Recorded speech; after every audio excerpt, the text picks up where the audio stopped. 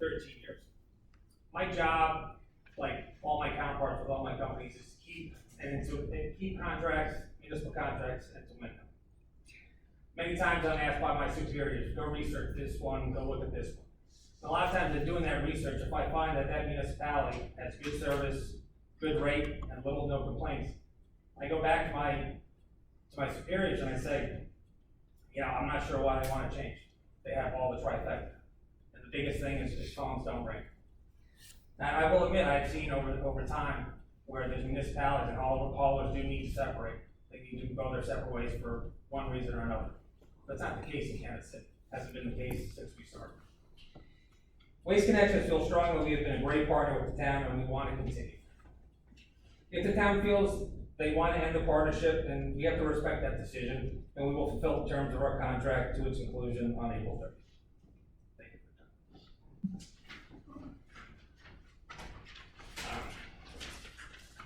you.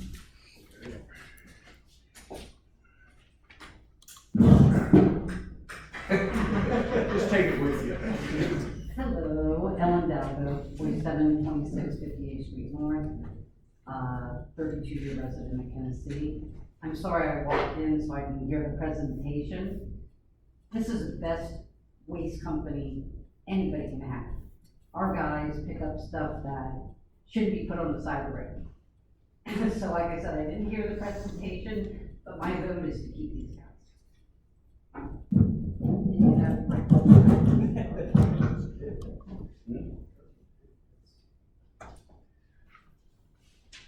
Do we have any other public comments? I'm going to give my opinion. My opinion is that you, Anna, and Tori, and I guess Ken, the four of you all sat down and looked at everything, scored everything, and did everything. I really don't know one company from the other. So what I have to do is go by what the four of you have said, okay? And I'm not going to sit up here and proclaim that I know more about solid waste removal than the four of you. You've researched it, I have not. So you as the town manager, I give you my support on this, whoever you pick. On the same token, if it's a mistake, I'll come see you also. We know how that works. Yes, sir. Okay, that's my opinion. So, you have anything else? No.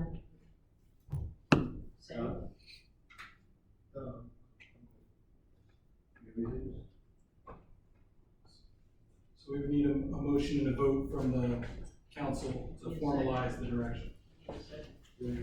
Well, the motion wasn't fully articulated, so if you could state the full motion, because you kind of got cut off in there. Motion to accept the Waste Pro as the town manager has suggested. I'll second Waste Pro.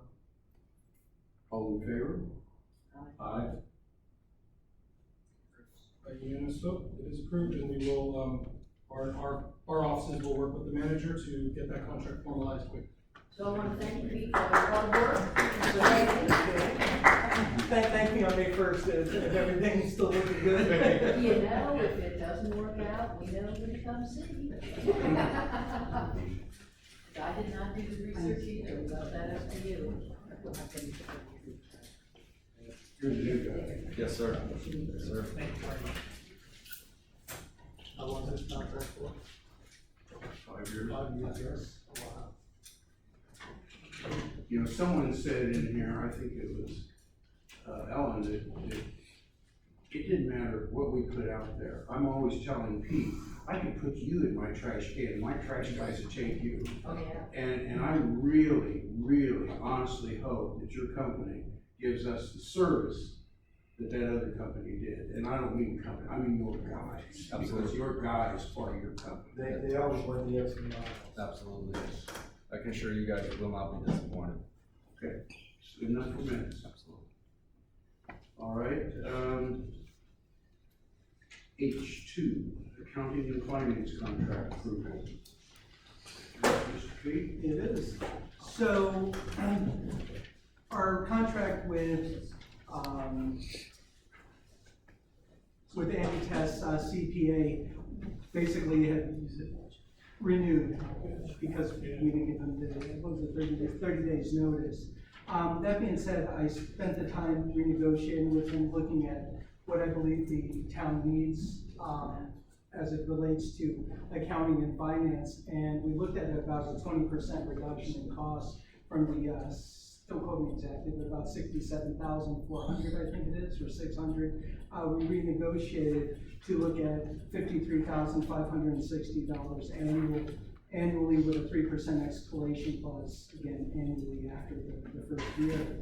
That being said, I put down what the scope of services are, and you can see that Till will be posting all income and expense transactions, reconcile the bank and investment accounts each month, providing monthly financial statements to management as well as council.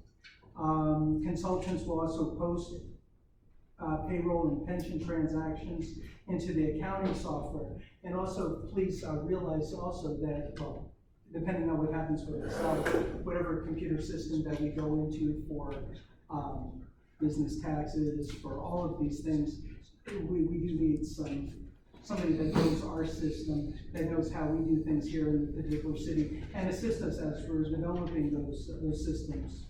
And also to prepare and file the requisite compliance and regulatory reports that have to go, especially as we're starting to talk about American Rescue Plan Act. Again, that's $2.5 million that we really do need to be able to spend it the right way and also report on it. Otherwise, we could be put in a very bad situation where we may have to, pay something back. So let's see, and also to maintain the audit files and assist with annual audit examination. Again, during the time that I've worked with Andy Test, we've developed a better relationship that was going on. There's a lot of trust there. He comes in, he does his work, doesn't bother anybody. In fact, half the time he closes his door and is just doing great work. And again, he's always there, willing to do anything that we really ask him to do. So that being said, I request that you allow me to enter into another year agreement with Andy Test CPA. And he's here to answer any questions if you want to talk to him directly.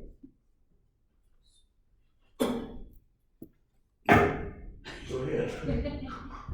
So as we found out with the last meeting, that so in my opinion, we have not defined what our scope is for the CPA that we need, because in 2017, there was an executed contract, and I would like to see that. It was updated, an executed contract in 2021, and now we're getting this contract in 2022. And so I would like to be able to see what our previous contract said for 2017, and then what did the executed contract say for 2021? I have asked for that. I have not seen an executed contract. So I would like to look and see what has changed, because I know that our cost went from 4,500 and now it's up to 67,200 or whatever this contract was, with our current month expenditures would be $5,600 for the past month. In addition, if we look at the scope of services, I would expect the scope of services, as you've seen with the Excel contract, when people are defining things, you need to define them a lot better, in my opinion, because this says consultants will post income and expense transactions. That's a data entry job. Entering transactions into a software, accounting software, is a data entry job. So I don't think it's in the best interest of the town to pay a CPA to do data entry. And that was under scope of services number A. So scope of services number B, consultants will reconcile all bank and investment accounts each month So it's my understanding that our software has gone, it hasn't been supported since 2019. And I know we do have two softwares. The police department is on one accounting software. The town hall is on an expired accounting software. If you have up-to-date software, the reconciliation is basically done. Again, that's basically a data entry job, because you get your bank account, you look at it, you tick the little box in the software, you know? Yeah, like a QuickBooks, like, yeah, everybody, you know, a Just lot as of an people example, I do. was just throwing this. Yeah. Lots of other ones out there, right? But yeah, so it, you know, again, and I don't think that's in the best interest of the town to pay, again, CPA prices for, somebody to go and say, okay, yep, we got this, and tick the checkbox. But if you really think about what Andy does, I'm sorry. I'm going specifically through your scope of work that's in the contract. And then, so then in number C, it says, the town staff will process all bi-weekly payrolls. And so we had a problem with our payroll previously, with the previous administration, not when you were here, but with our previous administration. And, we have a payroll application now, software application. So as long as the people's hourly rate is correct and things like that, the software, again, does all of the accounting and processing and everything else.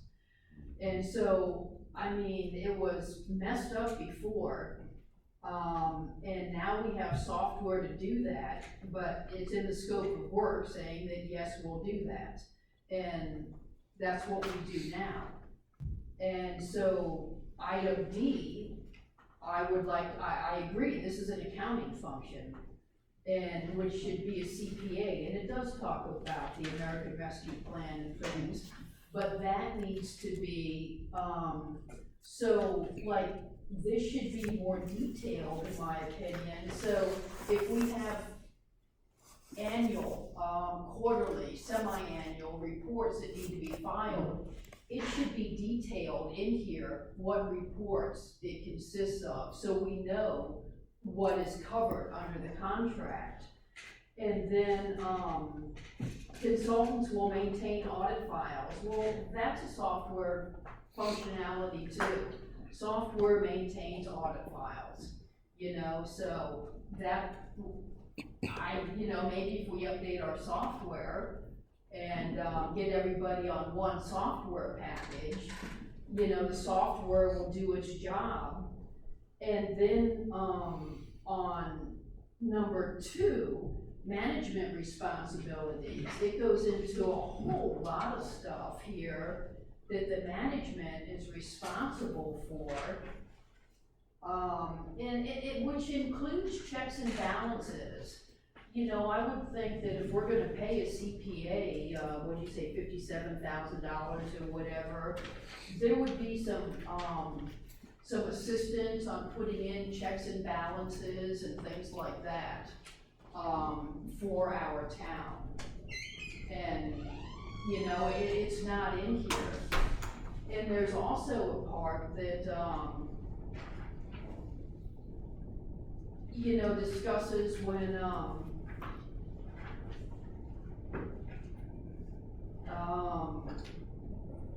okay, so it's 5360 annual. And so, and then with an annual increase of 3%.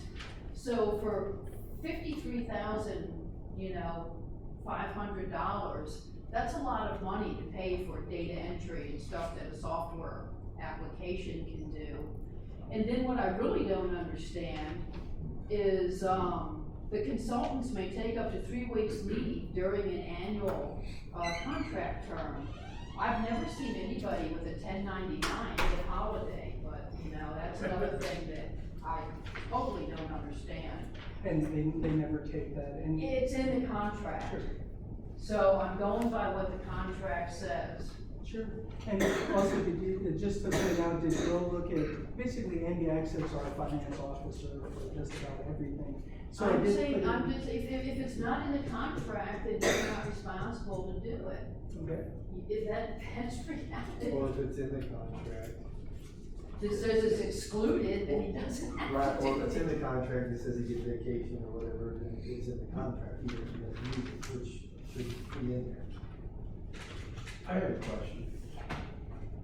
Earlier you said something about a 2017 contract. That must have been obviously their starting contract, correct? It was When you the took one that over? Can I address a few things, maybe, to No, maybe wait, help let me clear ask some a question questions? Sure. first, please. Sure.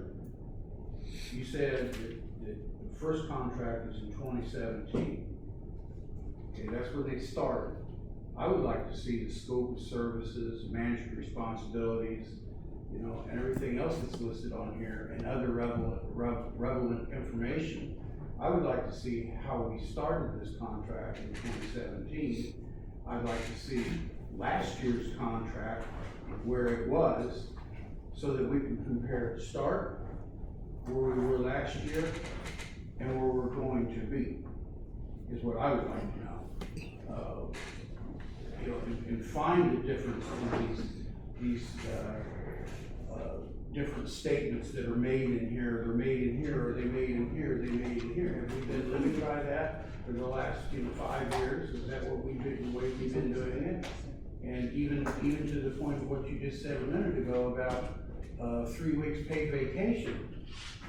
Was that on this one? Was it on this one? Is it just new to this one? It's, Pardon me?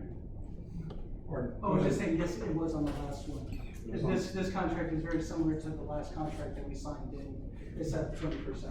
Yeah, I'd like to see all three of them personally, you know, just so I can compare apples to apples here.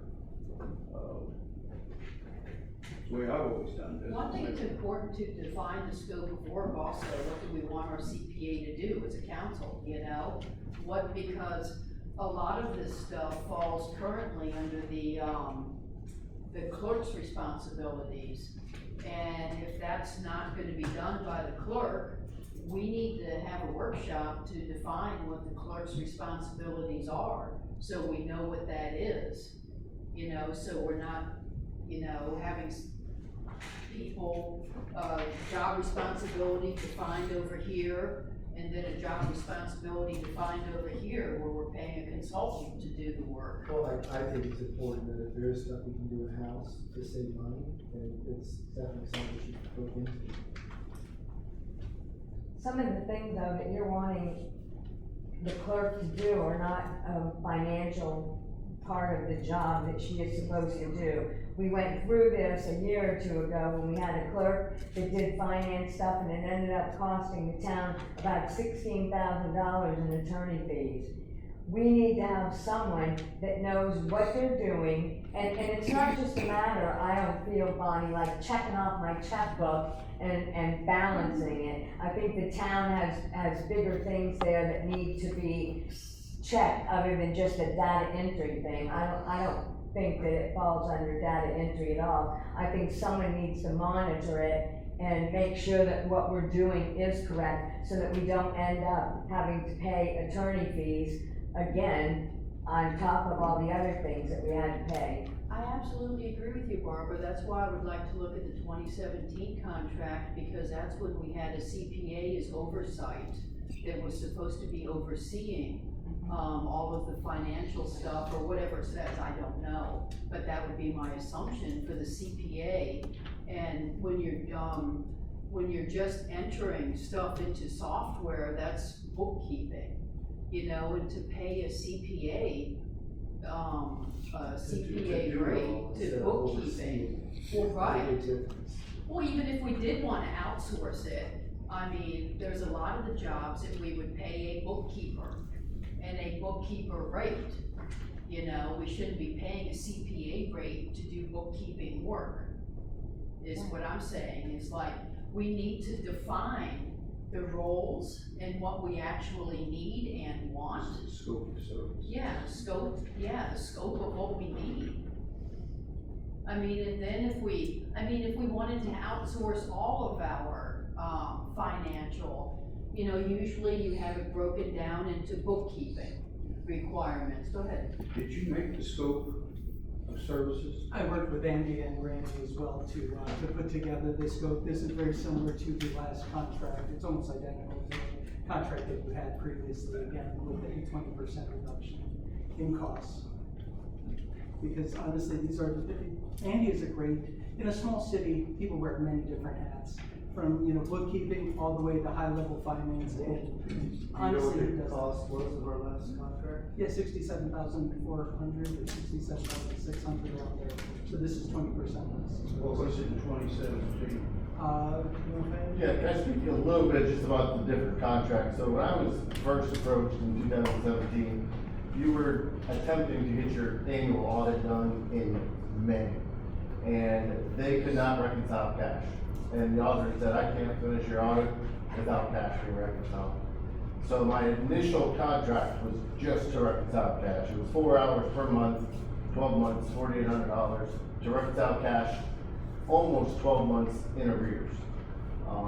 And once that was done, the annual audit was completed, and then I had talked with Matt, and he asked if I could stay on to continue to get the cash reconciled, because it was almost time for the next annual audit.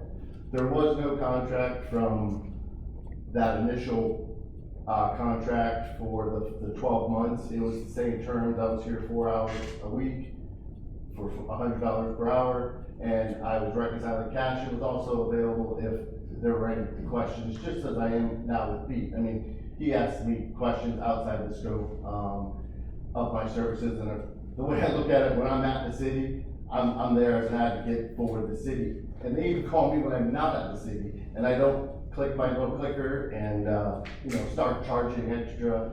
You know, I find myself as an advocate, and I do appreciate you, you know, noticing that there is a little bit more to my profession than clicking some buttons. I make a very good living on fixing people's QuickBooks, because garbage in is garbage out. If you have unqualified people putting in the data entry, you're gonna, you know, be in the problems that the city has been in the past. I'd also like to talk about the payroll a bit. There was an issue. I was not involved in any of the data entry or oversight of anything. All I was doing is looking at historical data and balancing your cash account.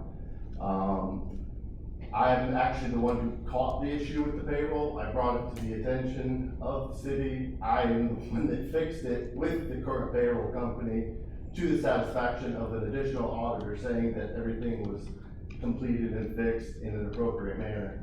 I definitely wish I was more involved at that point, to where I would have caught it in the beginning, and even outside of my scope at that time. When they switched to the new payroll company, and that was the problem, is the buttons that you check weren't set up properly, because they didn't know what they were talking about. There was just a miscommunication between the city and the payroll company.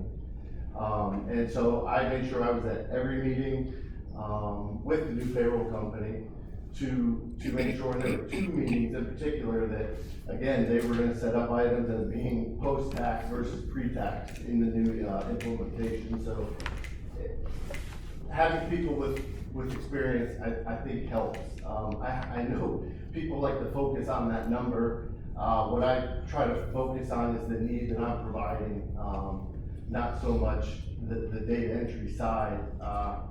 If you look at most of the other cities, you're gonna be hard pressed to find a finance department under $53,000. I don't think you will find it. Typically, a lot of cities have multiple people, might be bookkeepers, they might not be CPAs, but there's 2 or 3 of them. Another thing you have to consider, if you were to hire someone at $40,000, let's just say, you're gonna pay 30% more for health benefits, retirement, their payroll taxes, and so there is considerable savings that you're getting from, you know, having myself, or, you know, Heather, who was here as well.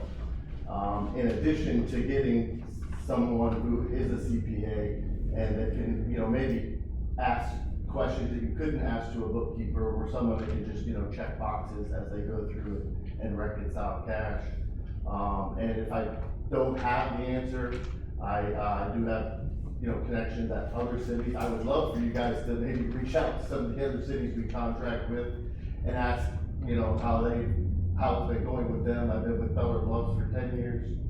I've been with Beller Beach for 4 years now, and we're with Reddington Shores now as well. So we definitely can provide a little more advanced service for a smaller city that maybe frankly couldn't afford to have a CPA on staff all the time. Granted, I'm not here, 40 hours a week, but I am here, 2 days a week. And I do have that vacation in all my contracts. I have children, I have a family, we vacation. I have not been able to utilize that, but I do have it in the contract that if I can utilize it, it is something that, I do put it on my contracts. I always make sure the work is done, so if I'm not here 1 week, you'll probably see me here extra hours the week after, not at a cost to the city, but just because I have to get the work done. The work needs to be done, the financials need to be done on time. And you'll find that in budget times, I'll probably be here a little bit more and things like that. So I don't punch a clock, and once, my hours are met, I'm not out the door.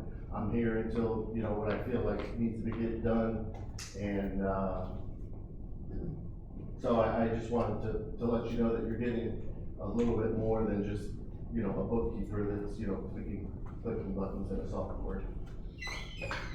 So my big problem is the scope of work doesn't say that, it doesn't have anything about, do you look at our depreciation? Do you look at our, element collections? Do you oversee or look at payroll? You set budgets, there's nothing in here that says about budgets. Do you oversee our financial statements? Do you make suggestions about financial work? To me, that's CPA work, but there's nothing in the scope of work that says any of that. I provide the financials. I know my own contract. I don't make management decisions. I'm not here to tell you what to do. I may give you my idea, and we've implemented some things within the city, as far as, petty cash reconciliations and things like that that we came across it, hey, there really wasn't a good system in place. This is what other cities utilize. If you'd like to utilize it, here you go. So we do make recommendations, but it's not my position to say this is what you need to do. It's, now Pete's decision, it was Matt's, but we would make recommendations and suggestions as we came across things that, maybe weren't the best segregation of duties or things like that, so. I will tell you one thing that I'm not an expert on all these things that you've been saying, but I will tell you one thing that really sticks in my craw, and that's the fact that you're paid on a 1099, is that correct? Correct. You are the first person that I have ever heard of to be paid on a 1099 and get a paid vacation from your employer. I have just never have I heard of that before. I've been self-employed since 1970, and the only person that ever gave me a vacation is myself. I didn't put it to any contracts that I've had with any cities, or condo association management companies or anybody else that I deal with, that they're going to give me a paid vacation. If I'm going to get a paid vacation, it's going to be something that I've taken care of, that I've done. I think that we need to have a discussion more on that. I just don't feel as though that's right at all.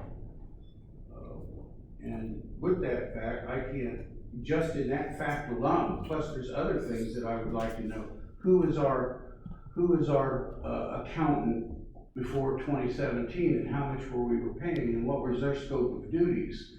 I would like to be able to compare all these different things. You had no accountant prior to 2017. We You had an annual auditor, you had no internal accountant. Then who did all the stuff? Who did all the accounting, all the The bookwork? city clerk was. The city clerk. I don't know, that's another thing that I've been hearing discussed, is they keep talking about honest duties over here. She says they're not on there, she says they are on there, she's saying that she's not supposed to do accounting, and you're saying you're supposed to do accounting. Well, I don't care, it's in the muni code, that's what. Well, I just can't say you're right, and I can't say you're right. The only way I think we can say anybody is correct, and that's sitting down and hashing this stuff out, and I don't think that this public meeting is a place to be doing that, personally.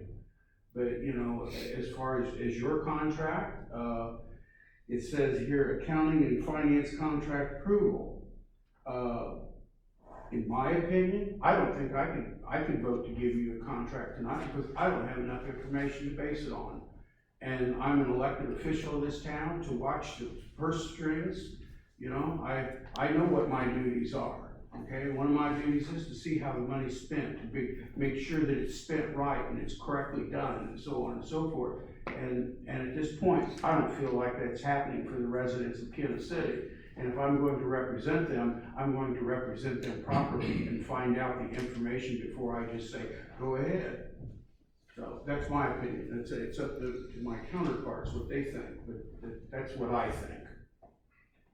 Kyle? No, I agree. I just had one more question. So we had a payroll company. Does that Correct. mean that the payroll company's gone then? No, So we still have a payroll company Correct. and a CPA? correct. Okay, Yes. that's kind of confusing too. Yeah, it was at my recommendation, they got the payroll company, this was prior to me taking on additional responsibilities after, pretty much everyone was gone, in the last Well, they had a administration. payroll company because of I have that documentation because of the challenges that the police officers were not getting paid correctly.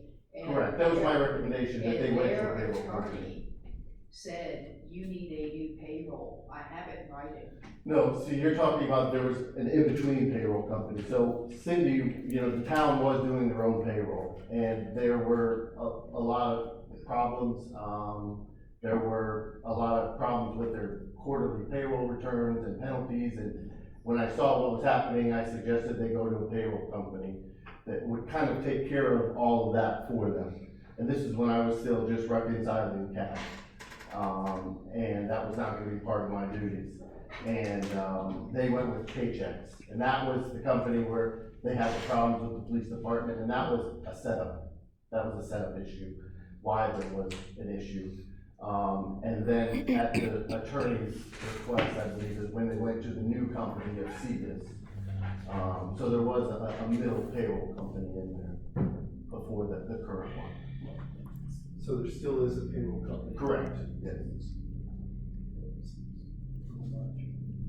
So we got payroll company, the CPA, and the people who are preparing it to give it to the payroll company, who prepares it to give it to the CPA. Is that correct? Am I saying that right? No, the No, I mean, CPA you have- doesn't oversee the payroll. You have It's its employees that are contract. inputting their time, the police officers now with the new system, they put their time, it goes in, it's approved by the different layers of management, and then it's processed by the payroll company, and then it's just my job to get that information into the, software system in the appropriate retirement accounts and whatnot. I really have nothing else to say other than my opinion. So it's up to you guys what you want to do. Barbara? So if we don't have everything you want here to look at, then maybe we should have a workshop on it and not discuss it at a meeting, but have a workshop, and a workshop, the public is invited to that workshop. It is not just the council, and get all the information that you want Pete to provide for you, or their company to provide for you, and then we have it as a workshop and we move on from there instead of just keeping on with all of this, and I agree with you, Barbara. Yeah. my watch is ticking away. Yeah. I agree. I agree also. When would you like that, workshop? End of this month, or the next, or I this don't month. have my calendar. Because I was gonna suggest we have a workshop for this month anyway, when it comes down to, I'm jumping ahead, but when it comes down to I-1, I was gonna suggest we start our workshops, and that would include, We need to define the scope of work for the town clerk. We need to define the scope of work for what a CPA would do and kind of go from there. Well, I think if you put 85 things on a workshop, we're not gonna ever get anywhere because Well, we can Just take a keep couple going. and then have another workshop too, you Yeah. know? with the. But that's true, and the reason I say, because our muni code in it says that the town clerk does financial stuff.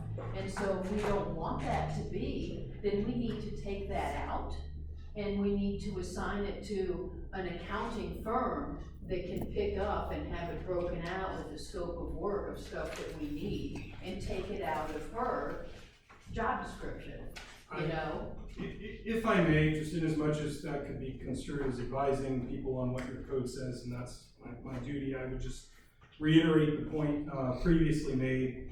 The code as it relates to financials relative to the clerk, and it's not the code, it's the charter, in section 4.02 sub 12, says the clerk will keep an accurate account of all monies due to the town and all receipts and disbursements by the town, and of its assets and liabilities, and of all appropriations made by the town council.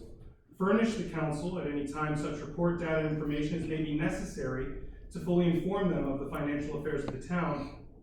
Keep regular books of accounts in which shall be entered all indebtedness of the town, and which shall at all times show the financial condition of the town.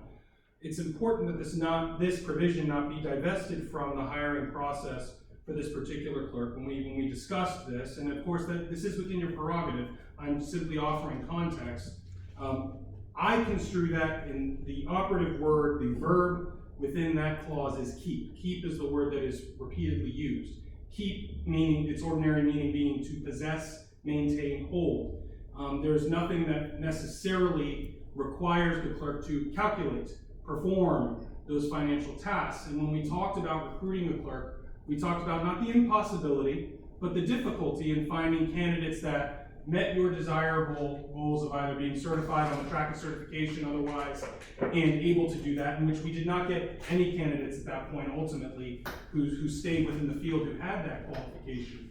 And one of the things this body stated as it marketed the position was that was how it was approaching it, was keep would be, you're going to be responsible for having access to those records and getting access to those records as with any other public record, but not necessarily principally responsible for calculating. And in no way am I suggesting that you cannot define that and interpret that on a going forward basis.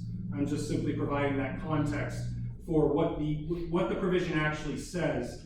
And there are, words are capable of being interpreted differently. I'm telling you as your legal advisor, that was how I would interpret them and how they were marketed and explained to candidates when you were seeking candidates throughout most of last year. This discussion needs to be done at a workshop then, Yep. Yep. because I don't think we're gonna get anywhere tonight discussing it. I understand. I just wanted to make sure I advised you on that provision, as there was some. So I say let's have a workshop on, the 27th, not next week, the week after. It'd be the Wednesday would be the 27th. Yes. I think we should have a workshop on the 27th and further this discussion, because we're just going to keep banging around, and nothing's going to come of it tonight.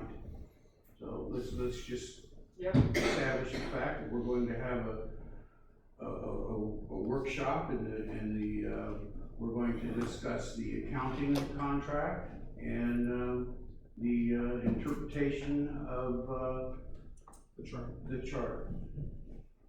Does that sound reasonable to everybody up here? Yep.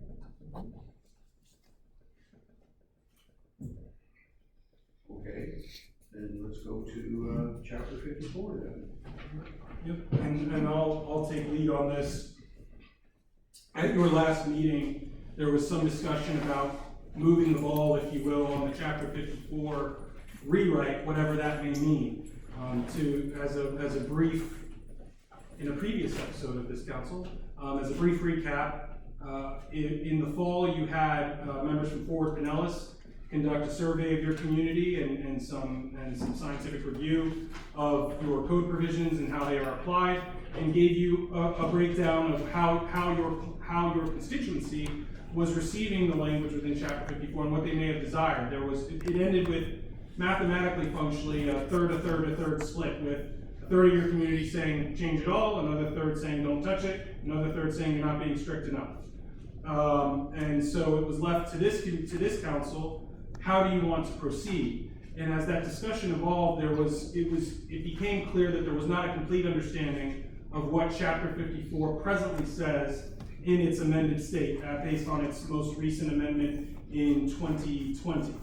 And so with that, the best management determined that the best way to proceed was to provide an FAQ explaining in plain terms, answering the main questions we received. Can I park on the grass? Can I park on the driveway? What can I have? What can't I have?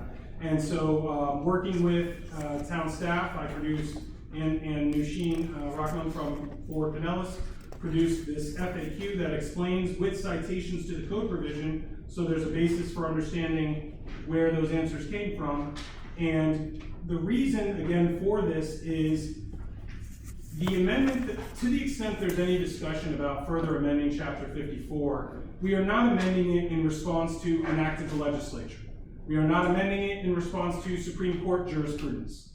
We're amending it based on the needs of this community. I am a contracted attorney. I don't live in this community. Pete does not live in this community, though he manages it. And so it's important for, if you're talking about a change based on desire alone or a vision for this community, this really is your core role. This is where you folks shine. And so if there's going to be a change, it should come from you at this stage. And so management, or administration, or legal, or whatever moniker you want to put on it, is not in a position to come to you and say, these are the things you should change about this, because your community is divided, everything you have in your code is presently legal, and so at this point, if there's a change, it's based on what we want for our community. And so we've provided this as plain terms of saying, this is what it says, what about this might you want to change, if anything? Some of you have expressed very vocal desires. I know the mayor has made some statements about, permits for repairs and wanting to establish a system for that if you wanted to keep it on site. I know Councilmember Noble has made some very, very clear statements, but there was never really a moment where we reached all of you saying, these are the things, this is the list of 3 things we want change to go forward. And so in an effort to reach that point, we've tried to simplify here are the contents, what about this do you want to be different? And with that information, if there's anything you want different, we as your staff are better positioned to bring forth an amendment that you would like to see. Okay, here is how I perceive what happened at that meeting. We were all up here, she said one thing, he said another thing, she said another thing, I said another thing, and it's kind of like the contract on the accounting. We weren't getting anywhere. Serious. So I told Pete, I suggested to Pete that he take chapter 54 and put it in some kind of order, that this is what we're saying here, this is what we're saying here. Yes, sir. And bring it back to us. Yes, sir. And say, here it is. This is what I interpret of what you people were telling me. After we looked at it, we could say, well, we like this, we like it all. We don't like this, and that's all I've been waiting on is someone to give me an account of chapter 54, the way that Pete, as the town manager, interpreted everything that we've gotten in these meetings. And sir, I believe you have that presently in between pages 54 and 63, well, and then some if you count the fine code. But there's a 3 to 4 page document that succinctly explains exactly that, sir. Okay. In the agenda materials, and that's what we're discussing at this moment. The one with the pictures? Right before, the pictures are part of it, for Oh, sure. no, I know, yeah. Yeah, the pictures are part of No, it, the but it starts on, No, in your no. packet, it starts ironically on page 54. It says, at the heading, Town of Kenneth City, FAQs regarding parking and vehicle regulations. The first thing, can I park on the grass of a residential property in Kenneth City? No. Chapter 54 prohibits any vehicle from being parked on the grass or soil in the front or side yard. It prohibits recreation vehicles from being parked on any grass surface or any unpaved area zoned for any use, and then it provides citations, and it goes forth. Can I park on the street? What is considered? That'd be a check mark. And so, and that's what we're looking for from you folks, is looking at that document in your agenda materials. Hopefully you've had, I know it's quite a bit to digest on the fly, hopefully you've had opportunity to review it, but even so, even if you were to go down that list right now, we're looking for, are you, much like you just said, Mayor, are you satisfied with this? If you're not satisfied, is there at least a consensus or a general agreement among the body that this is the thing we want changed? When you bring me an amendment, Randy, this better be different. Or keep this, please, above all. We're just not in a position at this point to bring you an amendment without legislative directive from the body that legislates. So we're to the point where chapter 54 still needs to be presented to us at a workshop so that we can go through with what you were just saying. Is that not correct?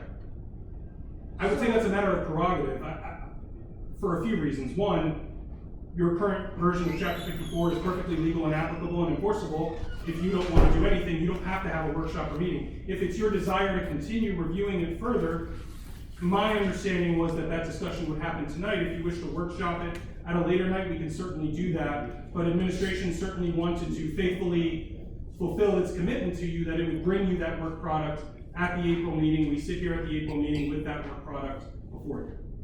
Randy, real quick, on page 2, on Yes, the ma'am. thing, on the 1, 2, 3, 4, bullet point, it says 60, and then it says 6, close paren, and you make that 60 days. Typographical, okay, Okay? yeah. Thanks. But no, I think the FAQs are really, really good. They define what's in 54 wonderfully. I still think we need to change some of it, like we were talking about, like doing the permitting and stuff like that, to add that in. The setbacks, I would want. Yep, the setbacks. Well, and the setbacks bring you to chapter 66, and that, this FAQ touches on that and explains that your setbacks are within your land development code, which is a corollary to the driveway and parking spaces for certain. But the chapter 54 doesn't really specifically. So exactly what are you looking for Well, chapter 54 this evening? My thought had been that we would have sort of what you contemplated at as a workshop at a later date. It was my impression that was a discussion this body desired to have here and now. If you wish to say based on you want more time or you think it's better placed at a workshop, that's again your prerogative as a body. I think that. I don't do anything to this happen with evening- chapter 54, unless you do want it to. Okay, I believe that chapter 54 needs to be discussed a little bit more in a workshop scenario, and not tonight, because we've got a whole lot to go on. We've got a whole other page to go here on the back, and I don't think that we would come up with a final decision on chapter 54 this evening, do you? No, but I think it's a good start that we have these questions, at least to help us Yeah. guide us. Oh, no, the FAQs are great. Yeah. Who did those? I did Well, because those. I don't like the way this stuff is measured. But those are things that you can change, but at least it shows you how it is right now. If you say, measure it a different way or whatever, that's the kind of guidance we're seeking. But yes, I prepared the FAQ personally, with input from Tori, in your office, and Eugene Rahman, and Ford Pinellas to say, ladies, have I captured the questions? Because those are the folks who, from my perspective, are on the front lines. Tori's getting the calls at the front desk. Eugene's getting the feedback, whether it be from the county enforcement or otherwise. And so I prepared this document and provided it to them. They said, yeah, that's pretty much everything we wanted to touch on, and we pushed it to me. So how do we discuss, the setbacks? You said that it's not necessarily 54 to 66, but is that something that can be discussed? Yeah, Because it's kind of part of it. also, it is part of it. It is part of it, and quite honestly, previous management contemplated that chapter 66 would be right behind it, and then we sort of, no pun intended, took a detour through parking, and sort of stayed there. And so, and then through a pandemic and administration transitions and all the other number of things that have happened. So yes, we could have that. We could have the 54 and 66 discussion. To me, it's very important that we get chapter 54 down the way that we need to have it. And I think that the best thing that we can do is workshop it. We have done it. We have waited all this time. You know, another couple of weeks is not gonna make any difference. Let's make sure we have it right. But some of it is 66 too. So when you Yeah, do we'll do- 54 and 66. Yeah, we'll do, in a workshop, we'll just take care of all that. So you'll send out a, Reader's Digest condensed version or something of 66 of the contradictions, because I'm sure there's some in there. Well, there's certainly contradictions between 54 and 66 in as much as 54 had been amended and 66 hadn't. If you'd like me to do a similar summary, I can. It's a little more challenging with your land development code because whereas your code of ordinances is like, here's what you can do, here's what you can't. your land development code is a little bit more conditional on residential property on a corner lot that gets this, but if your fence is there, you get that. And if you use this material, then this, then that. So the choose your own adventure, if you will, of the code is a little more dense when you're in the land development code, but I will do my level best to succinctly summarize it and make it easier for you to Or digest. just something, so we don't have to go in there and point out contradictories and stuff, we shouldn't focus our time on that, you know, if we want Or to just set some of the that. things that were mentioned before, so we can. Yeah. find out. And not on the next workshop meeting either, we have enough discussions to do on that already. So it'll be another workshop, I would Yeah. assume. Understood, and there's nothing, as you may recall from how we did things roughly this time last year, you can always have a meeting that has a light agenda and a workshop immediately to follow at the adjournment of the meeting. That's true too, yeah. Which is another option, Okay. and that's really gonna come down to your folks' tolerance for whatever hour we adjourn.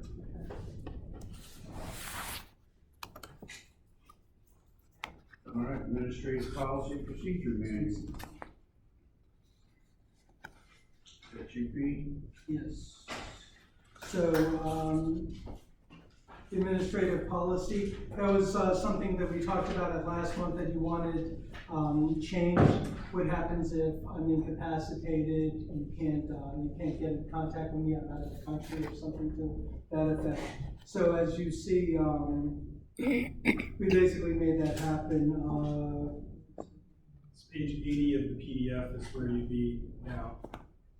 The administrative policy states that the process of secession based on individuals that are absent and unavailable, the policy states that in the event the town manager's qualified absence, the town's chief of police shall be the acting town manager, possessing all the duties and responsibilities of the town manager. In the event that both the town manager and chief of police are absent and unavailable, the town clerk shall serve as the acting town manager. In the event the town manager, chief of police, and clerk are unavailable, the town's public works supervisor shall act as the acting town manager. So again, if this meets with your approval, we can make that change. Did you say? I don't feel like this should go to the chief of police at all. It never was the chief of police's job to do this function. It was always a clerk's job doing it. We only went to the chief of police doing it when everyone walked out of the town and we had no one else to do it but the chief of police. Because my question is, if you're out and the chief of police has to do it, and what if some other major catastrophe happens where the chief is needed somewhere else? He doesn't know what's going on inside the town hall. He knows what's going on with the police department, not with what else is going on. And I just don't think that that should be a function given to the police department to have to do when it never was before. Yeah, and when we're talking about positions, we're not talking about honor, we're talking about a town clerk, and instead of Mike, we're talking about a chief of police. And in fact, I do kind of agree with that, at least somewhat, looking at the chart, it says acting town manager. By letter filed with the council, the town manager shall designate, subject to the approval of council, a qualified town administrative officer. So administrative officer, the three officers that you have are me, the attorney, and the town clerk. But basically, that's where it goes, to perform the duties of town manager during his or her temporary absence or disability. Right, and we did have Randy doing a lot of it when everyone walked out and we needed someone in there. And I don't see where that's a job that should go on to the police department at all. And for your information, Councilmember Roberts, there was a previous iteration of this document circulated at the last meeting.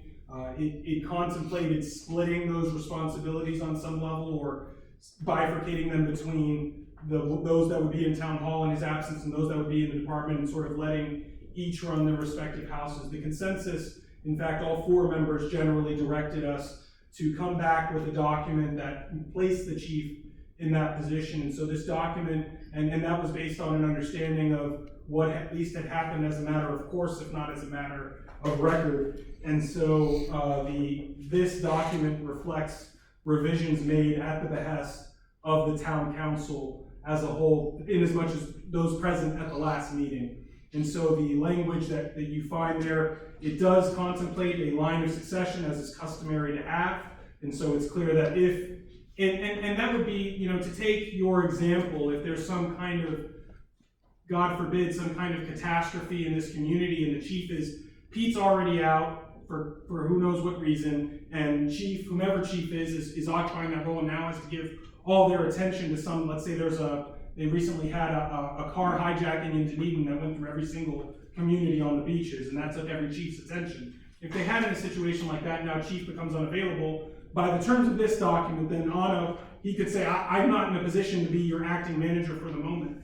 Anna, you do it, I'm gonna resume being fully chief, and just make that, and that line of succession is clear, who he or she as chief should throw to, sort of in that game of hot potato.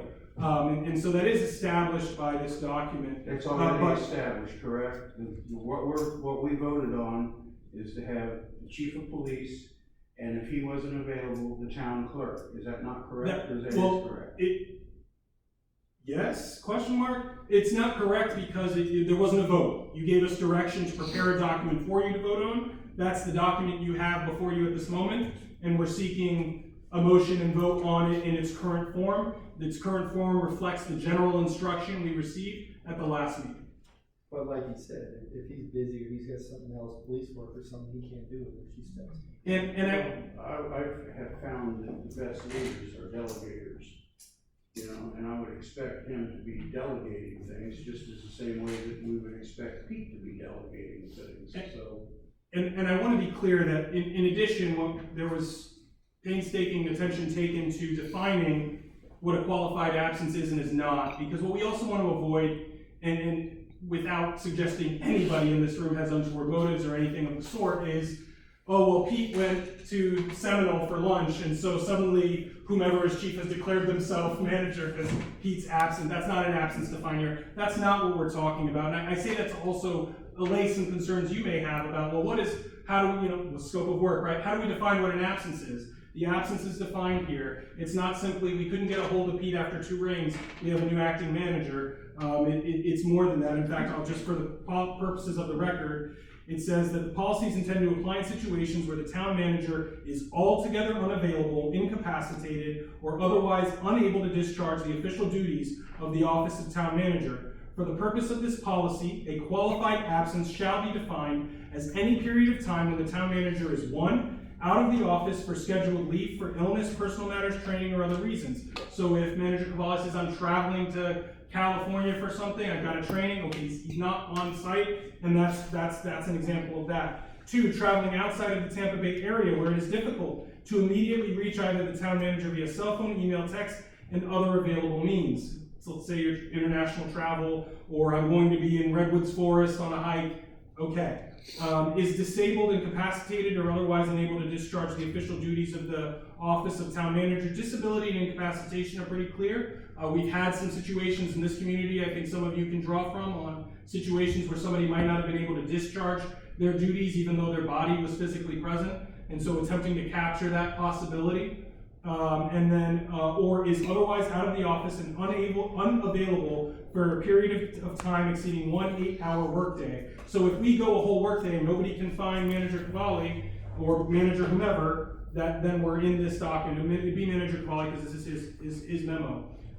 So for purposes of this policy, 1 8-hour workday shall be reflected in the office hours of 8:30 a.m. to 4:30 p.m. So also to avoid somebody saying, hey, I tried to call him at 9 p.m., now it's 8 a.m., I haven't heard from him. It's like, I was asleep. I'm not unavailable as your manager. And so all of that is defined there. That's what we're talking about. When we talk about this policy, that's what it's intended to address. It's not the if God forbid something happens to Pete tomorrow, somebody is acting manager, but that's not their, and now they are manager by fiat. They are manager temporarily while we work to resolve that, just as we went through several times between April and April and August of last year. Do you have any trouble with that? No. Do you have any trouble with it? Yes, I do. Okay. Because I don't understand why, if they are the people in the town hall that know what's going on, why we would start with the chief of police, who doesn't really know the function of what's going on in the town. You know what? If we were in an emergency situation, Barbara, the best thing that Anna could do, not Anna, the town clerk could possibly do, would be to do her job at the absolute most extreme way of doing her job. Everything on the outside of that building would be taken care of by the chief of police. But But that's not what you're saying here. You're giving the chief of police the power to do all of that, and she's the one that knows what the function is inside the building. because she doesn't know what the function is outside the building, and 99% of the time, if you're going to have a disaster, it's outside the building, not inside the building. But could happen, okay, could happen either way. But I would think that teamwork would be the most important thing, that if the chief of police was in charge, he would immediately go to the town clerk and say, we need to work on this together. You take care of this, I take care of that. We just have to have somebody in a position to be able to grab the bull by his horns. and Okay, take so care why of it. wouldn't it be a town person? Why would it be the chief of police? Who Experience. should be managing the police department, because Experience. that's what we made him the chief for. Well, the chief of police handles a whole lot more than just the police department. Everything out here, they handle. So, I They don't don't know. handle the function of the town clerk stuff in the town. No, he doesn't. No one does. The clerk knows the So I'll job. make a motion to, accept 2022-01 as written. I second that motion. You need to go to public comment before the vote. Do we have any public comment on it? Okay. There's one person. Uh-oh.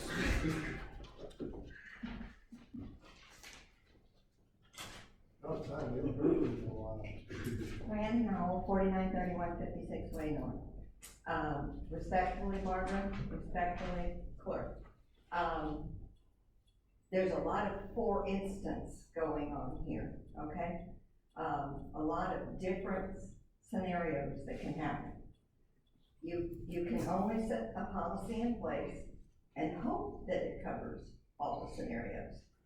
But I will tell you, from having lived here 12 years, but been in this area for 51 years, I do know that our chief of police has been in this town for 20 plus years. As I said, respectfully to the clerk, she's new. She's learning her job. I don't think that's the kind of pressure that you should put on someone new in a position, even on down the line, if she's get 8 to 10 years, whoever. I feel that I would feel better that someone that's been here 20 years and is the chief of police is the next position. That's mine.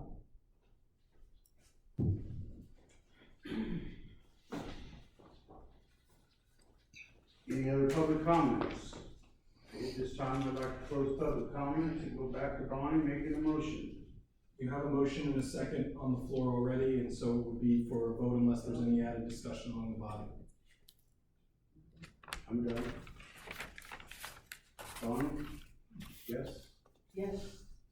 Yes. I think she's supposed to follow that, but go ahead. I'm helping her. Is this a roll call vote? Yeah, he's Okay. actually done the roll call. Councilmember Noble voted yes, Councilmember Cummings voted yes, Councilmember Roberts voted no, and the mayor's vote is not on record as of yet. Yes. Thank you. Okay, so that stands approved. Okay, the 2022-23 budget calendar. Oh, hang on, we gotta go back to 6 and 7. Yep. No, Oh, wait. budget calendar is item 5 on that. It's Oh, C. Yes, budget calendar. So yeah, basically I've just presented to you a budget calendar for us to go through, through the next couple months. One thing that I'd like to focus your attention on is in the blue. I'll get you there. You watch your step. It is on page 82 of 262 in the PDF materials. Are you looking at you're looking for the budget? It's on the policy that you were just looking at, the administrative policy and procedure in case of a crisis. It's on the other side of that page. Just turn the page. Everything's in order.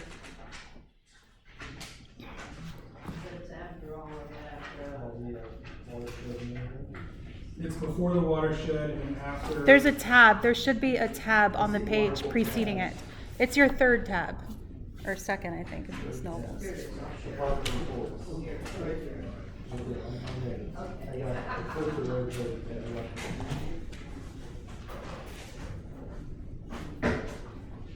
So again, here's the budget calendar. One thing that I'd like to add is on May 11th, at the next, I'd like to put together a council workshop to discuss priorities, paradigms, procedure on how we're going to go forward. What basically are the main things that you want to see in the budget going forward. And I'd like to invite Pam Brancaccio. You all remember her. She's the consultant and the senior advisor for FCCMA, and I think she provided a lot of value at this meeting. Again, I'm just asking for approval on this, or if there's any changes you'd like to make on the budget calendar. We're gonna do that at workshop. My suggestion was May 11th for a workshop. Basically before our next city council meeting. Or before the normal city council meeting.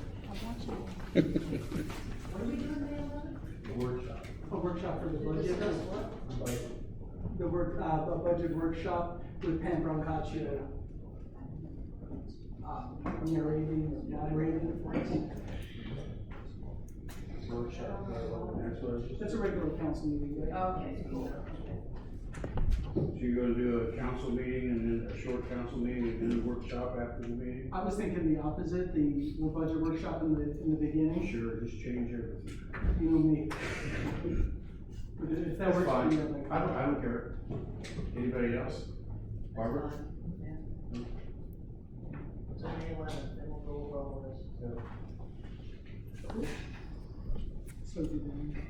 Just general consensus and agreement to the budget calendar as proposed, subject to that one change. Seems like there's generally agreement, anybody in Yes. opposition? Okay. General consensus, that's fine then. You can move on to the next agenda item, which would be, given the removal of the items from the consent agenda, item H6 would be the first item that was removed, was the Acela contract. So this is a point where it's not in order in your book now because that had been on the consent agenda. You'd have to go back to the consent agenda tab to see that, to see the relevant documents. On mine, it's as early as page 9 in the PDF, so it'd be very early in your packets that you're holding. And it says sell at the top left and Carasoft on the top right. That one. Yeah.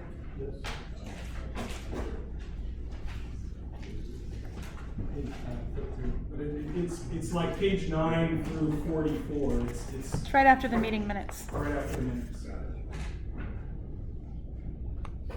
So on this, I want to take it out because I have read this whole scope of work. And, you know, I think one of the things that jumps out at me is we need to provide an as-is. So that would be an as-is for the 3 modules. What's next is? How we do the things now. Oh, okay. It says, you know, we have to provide an as-is, it's kind of in the scope of work here. And so to outline an as-is, I mean, one of our modules was code enforcement. And so I had a citizen call me the other day and I couldn't even tell, I said, I guess we don't have code enforcement right now. What happened? I think it makes it full proficiency through his probationary period. Oh, okay, so you just have to do. That's correct. Good job. He was like that. Okay. But so, you know, for us to provide an as-is, we have to, because there's workflows that go with these. And so with your as-is, it doesn't matter if it's on sticky notes or whatever. However you perform the work now, we need to be able to define to them. And I don't even know what our code enforcement is. I couldn't even tell a citizen the other day. So I want to make sure, I think that it's appropriate. So let me back up. This was on the consent agenda. On the consent agenda, we didn't have full staffing and explanation contemplated. So allow me to give you some exposition as to how we got here. Not last meeting, but the meeting before that, I believe it was. This body gave consensus direction to the manager to negotiate a contract with the seller provided it was under X value. And so that was done. This is what we would call a piggybacked contract. And this was, my office engaged in extensive dialogue with Acela to make sure that this contract was legally viable, and comported with purchasing guidelines.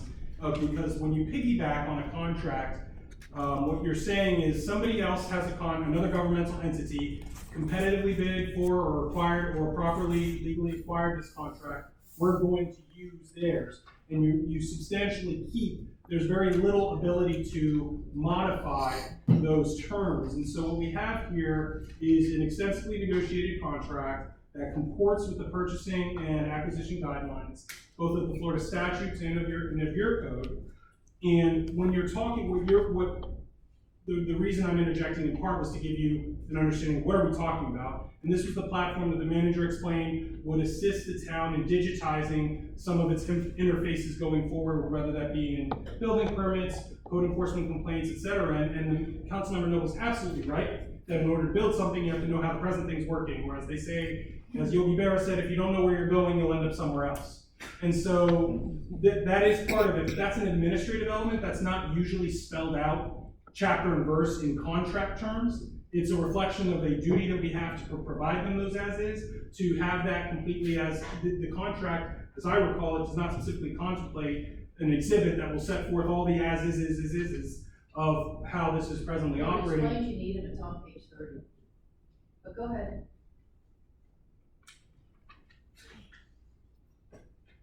You have to be able to do that. It also says. No, but yes, but there's a difference between doing that as an administrative matter and having working with the contractor. I completely agree with you. Versus memorializing every scintilla of how the operation will function. It's not customary to do that in a contract to provide every. I totally understand that. Provide every This is my element. point. If we cannot do that, and we cannot make our network SaaS capable with our current contractors and things like that, they'll do it, but then the cost is gonna go up. My whole thing is about cost, and reading these, if we cannot provide this, can the other contractor do it or whatever? Yes, but it's gonna cost more. So this current contract is $53,000 or whatever it is, around that.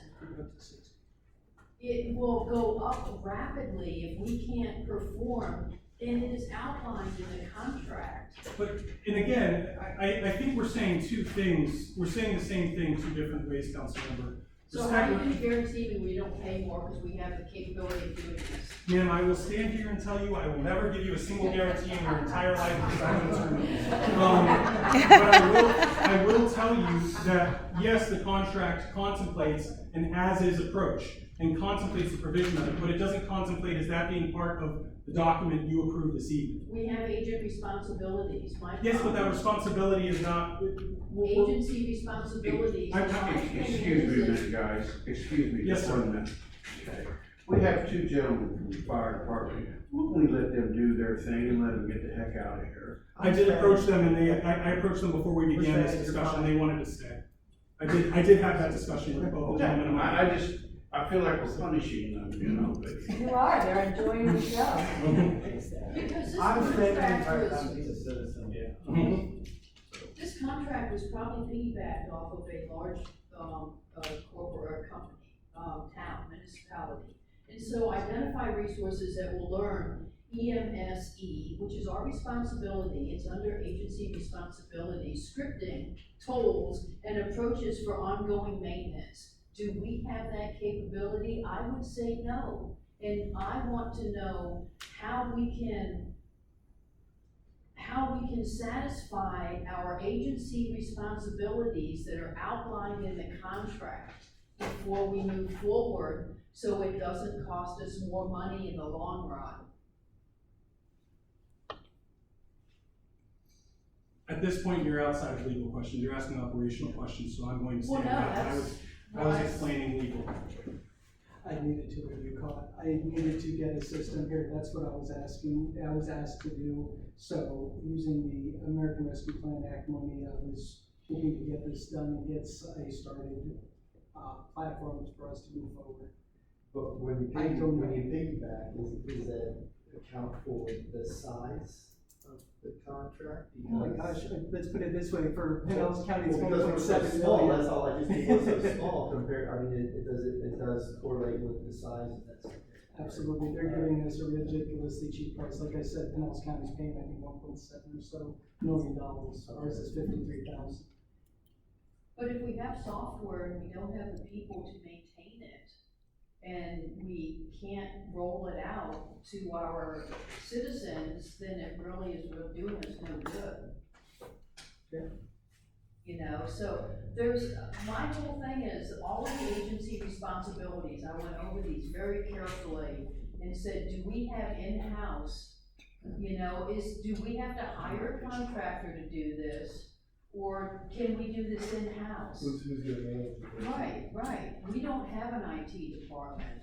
Okay, So she's on page 12 of the agreement, penultimate heading.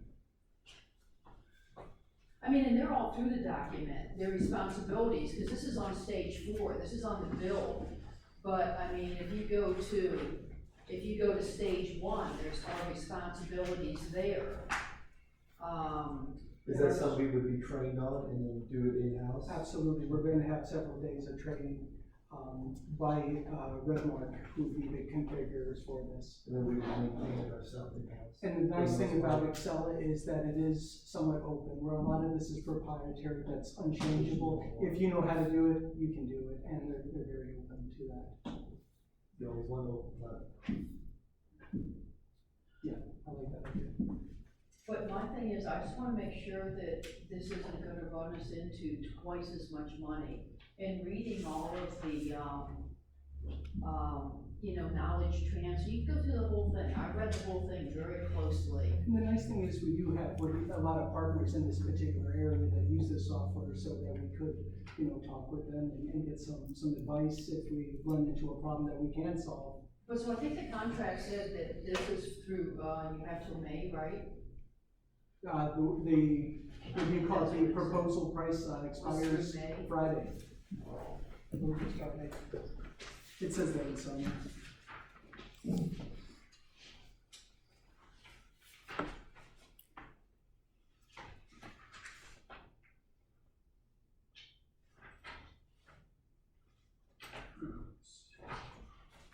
I have it in the email, if you need to see it, I can send it to you.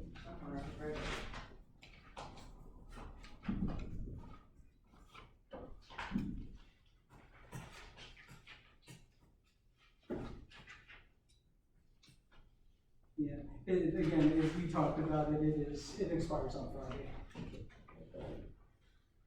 You know, cause I really do have a lot of concern that it will not get implemented in our town, will not be able to use it.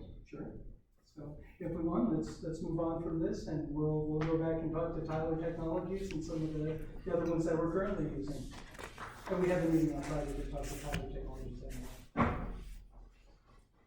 It's on page 9, on the very first page, it says, quote expires March, sorry, that's a different, oh, my apologies.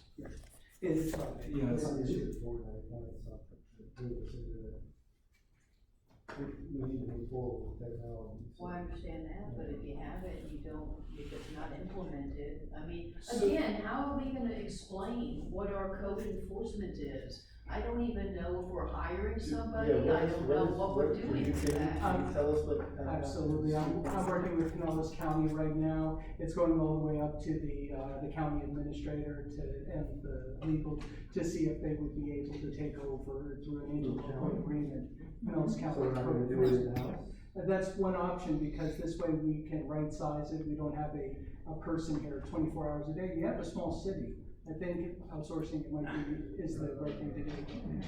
If you go in unincorporated Pinellas County, either direction. Yeah, that's that's a big right. Now difference. remember, we set the standard since we're a client of theirs. We tell them exactly, within reason, how we want things done.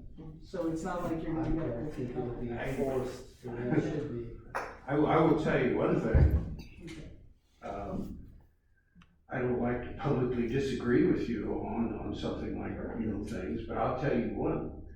as far as Pinellas County coming in and taking over our codes enforcement, I'll fight that tooth and nail. I think it's Pinellas County does bizarre. our planning, they do. They're not gonna do our code enforcement, I can tell you that. Drive right across 49th Street on 46th. Just drive around here. And You wanna bring that into That's the something I could write in this back to when we talk to him. I would suggest we keep the comments at this point germane to the, whether or not the Acela contract will be approved this evening. And if we're not approving something or anything this evening, we should have very clear established guidelines on what needs to be answered so that you are in a position to do so at a later date.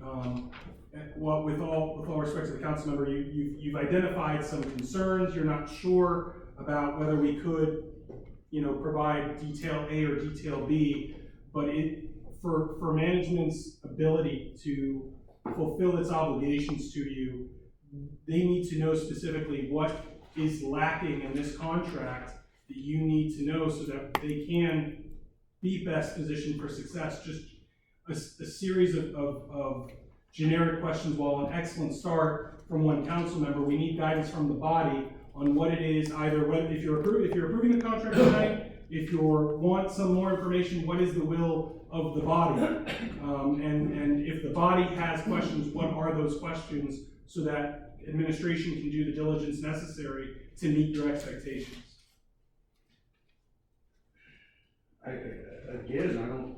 With all the questions I'm hearing, I don't see where we could accept this contract this evening. It's just we don't have some, the code enforcement, that's not even in place, so as the technology moves forward, then you can't. We also have building and the business tax receipts, all three of those. Which is important. But this contract's for all three modules, Mhm. and if we go, just say, for instance, we did outsource our code enforcement, do they have software? These are questions I don't know. Pinellas County uses the exact same software, so the data would transfer over very easily.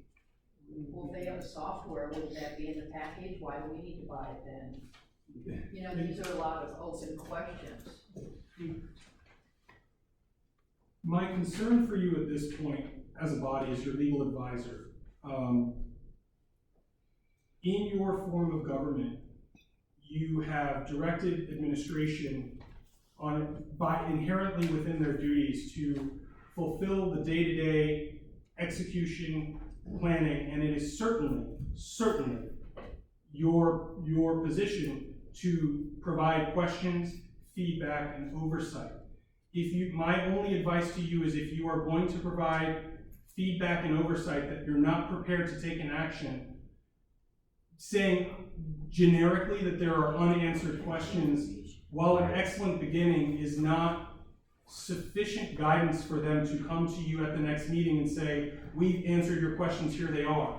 Because some of the questions at this point are very operational and are questions you don't know, just like Member Cummings, I understand you work in construction. It's sort of what if as we go here, the groundwater is actually 8 inches higher than we anticipated? Well, that's not going to be reflected in the contract, and that's not usually something, that's one of those, well, we resolve it as we get there, but we're generally going to build this thing, and we know that we're going to encounter unanticipated situations. And so similarly, perhaps the answer, and I'm not suggesting it is, and I have no stake in this contract, I'm invested in your process.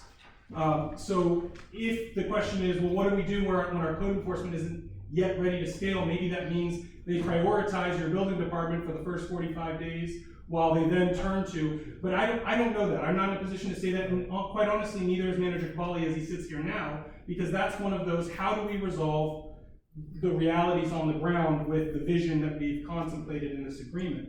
And it is entirely appropriate for this body when, as I said at the last meeting, when you ask somebody a yes or no question, no is an option. But if it's no, and I'd like to see more, just make sure that you give them realistic, or rather not realistic, but specific direction on what you need so they can get you that. I'm saying we have questions generally. I can tell you, having worked with these professionals and others, they're going to go back and say, I don't know, they generally weren't satisfied. I could look into the code enforcement thing, but when we come back, maybe that wasn't the thing they were fixated on. And then we end up in the same position 30 days from now. And so I want to make sure that your staff is well positioned to do the job that you have directed them to do. So when are we going to discuss code enforcement? Would you like to? That sounds like a great thing for a workshop. I'm not being sarcastic. I know. Right now, we've asked him to do 100 things. We have 286 pages of garbage here that none of you are agreeing to, and you all have questions about everything that he's done. So I wasn't at the last meeting because of a death in my family, but obviously I listened to the tape and you've all asked him stuff. Maybe you didn't ask enough questions or the right questions for him to waste his time going through all of this. Now you want to ask more questions and him go through all of this again. Maybe the questions should be asked up front before someone wastes all their time doing all of this for you to ask 100 more questions, and it all has to be workshop. Everything we've done tonight is workshop, workshop, workshop. Well, in between this is when we lost our code enforcement, so. And we can't, this is the only time we can all talk, you know, so I can't talk to anyone else. I can't pick up the phone and say, hey, you know, do you think we can, do our intake processes and we have all of our No, information but to you do can ask this? the questions to him so that he I can didn't prepare see the it, documents of what you want to see the answers to. I think technology is important, and I think we can do this in phases, and I think it's gonna take a while to implement it anyways. You could start with permits, you can start with something else while you're trying. They're not gonna break this down into a smaller, this is a ridiculously small contract for them in the first place. Well, no, not breaking the contract, taking it as a whole, but as we implement it ourselves, it's gonna take a building process. So, I mean, it doesn't get built overnight, right? Does it? Yeah, Oh. we were talking about 45 days, 30 to Okay. 45 days. Alright. Yeah. Well, that's pretty quick, okay. Yeah, basically to a large degree, we've been working with a template that is, the village of, I'm sorry, it's down south, I can't think, they're very small, like Key Biscayne, Key Biscayne. They're about our size and they have some of our needs, so about half of it's already built for us. We just would be customizing it to our particular needs and the particular processes. And how does that happen? You have meetings with the people that actually do it, you know, for building. I've already been talking to Gary several times about coming in and, you know, being that transitional person. I'm a technology person, I'm big on technology, but my concern is code enforcement. So if that's a workshop that we need to have. I'm telling you, nobody wants technology more than I do. Yeah. You know, but I have a lot of concerns that we won't be successful with this. I won't argue any point about the technologies because I'm not an expert on that, okay? But when it comes to code enforcement and construction and so on and so forth, I am. And I you know. I'm both. You're really good. You know, as far as Barbara, as far as you think we're asking the questions, I believe that that's what we were elected to do, was to find out But these questions. shouldn't all these questions been in your mind before we went to all of this? Oh, I know. There was things that happened in between. Yeah, as far as Public Works in Pinellas County, no. I mean, unfortunately, it's kind of like, you know, I'll bring it up, our splash pad. You know, we've turned that on, and now it costs us $2,000 a month to run the water, because, yes, there was not enough research done for the questions asked. It's so expensive. Council members, just at the risk of just, as a matter of parliamentary procedure, I would suggest that we at this point remain germane to the item on the table. The item on the table is the Acela contract. There's nothing that prevents you from having those other discussions, whether they be splash pads, code enforcement, but for purposes of moving through your agenda, it sounds like you're ready to go to public comment and either make a decision or give some additional direction. What would the public comment be on? This Acela contract or Sir, code yes, sir. enforcement or? No, none of those things. None of those. The item on the floor Okay. is the approval of the Acela contract, as presently framed. Okay. Do we have any questions? No. So at this point, it would just be for this body to give majority direction to staff as to how you intend to proceed. If you're going to move to approve the contract, if you're going to suggest it should be tabled to a later date, if there's something you would like revisited, renegotiated? Just what is the direction at this point from the body? I would have to ask these two, they're the computer people. What is your concerns? Do you wanna discuss this at a later date? Or do you accept it as it is? Yeah, and make sure, I mean, I can't even get directions on how to set my email up on my phone with what I've asked for. So I'm supposed to understand that they're gonna be able to set up a network for SaaS. And there's a lot of things, and we have code enforcement. What are we doing with that? Do we need that module? You know, what are we doing with our code enforcement? no matter what. Not if the other company has it. Oh, that's true.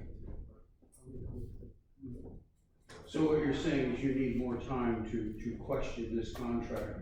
Well, no, I mean, Pete, if you can come back and say, you know, I've looked at all of the things that we're supposed to do, okay? Go to all of the things that agency's supposed to do.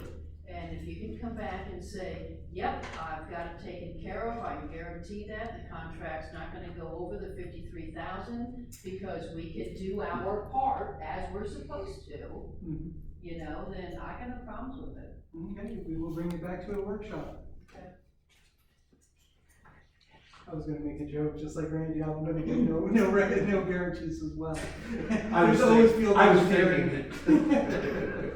I was waiting for it, quite honestly. All right, so look, so we're going to workshop that, so that moves us right to the Department of Public Reports, is that not correct? Not correct. The next item on the agenda is the comprehensive plan, Department of Economic Opportunity, which followed in the materials on the consent agenda. This is the document evaluation and review document. It's the next page directly behind the Exceller contract.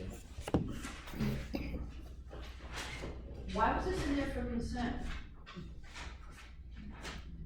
When we discussed it, just to basically bring it before you all to see what kind of work we're going to be doing going forward. You can see 11 updates are being recommended for Pinellas.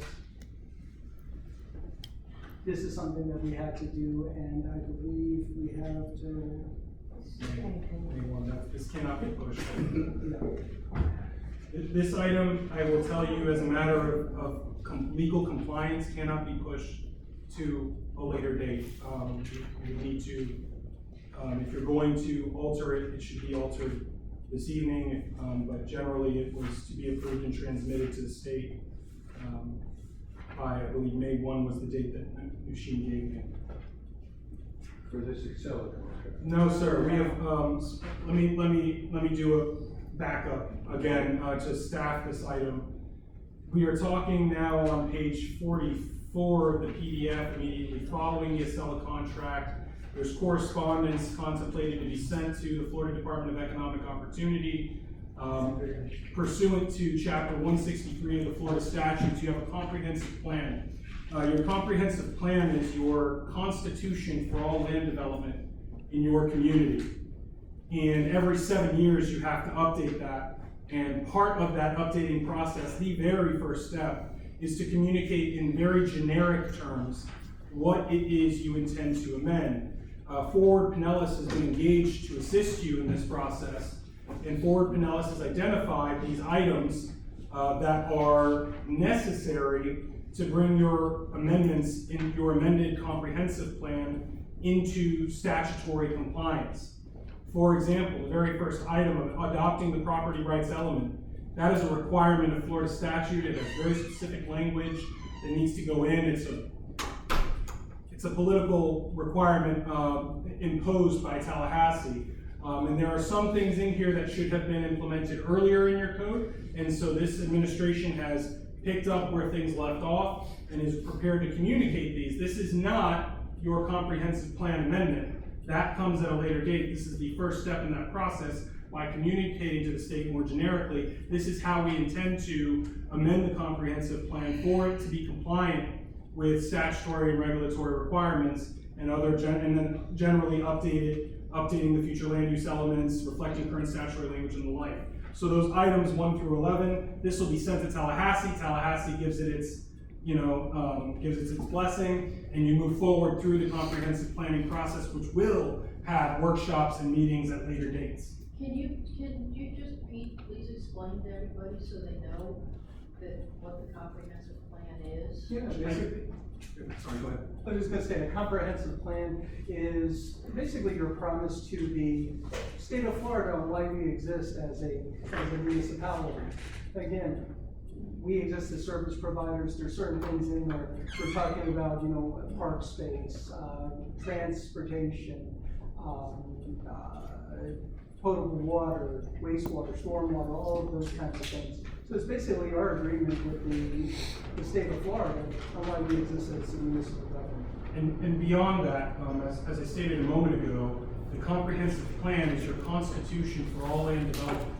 Any development that is in derogation, violation, inconsistent with your comprehensive plan can be challenged and removed from your community. It is how you restrict, define your vision, but also how you define. So if a community has in its comprehensive plan that no building would be erected over X feet, or we generally wish to move in a direction of this being a restriction, my firm has litigated with great success comp plan restrictions and development that is in derogation of it. There's very critical case law in this state that states if a building is erected in violation of the comprehensive plan, it shall be torn down, justice will be served, and the law shall apply. It is a very important document in any given community. Can I ask a question?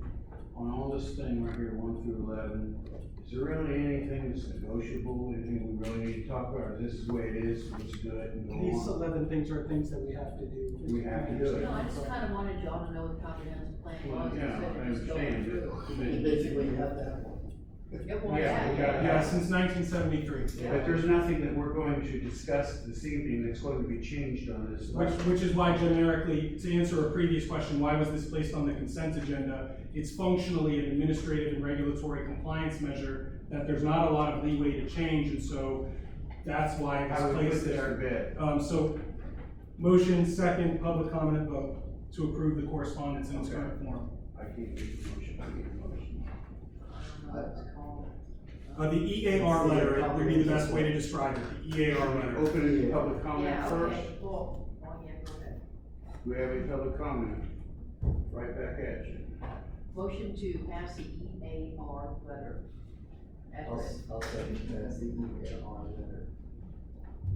Roll call vote, Madam Clerk? Councilmember Noble? Yes.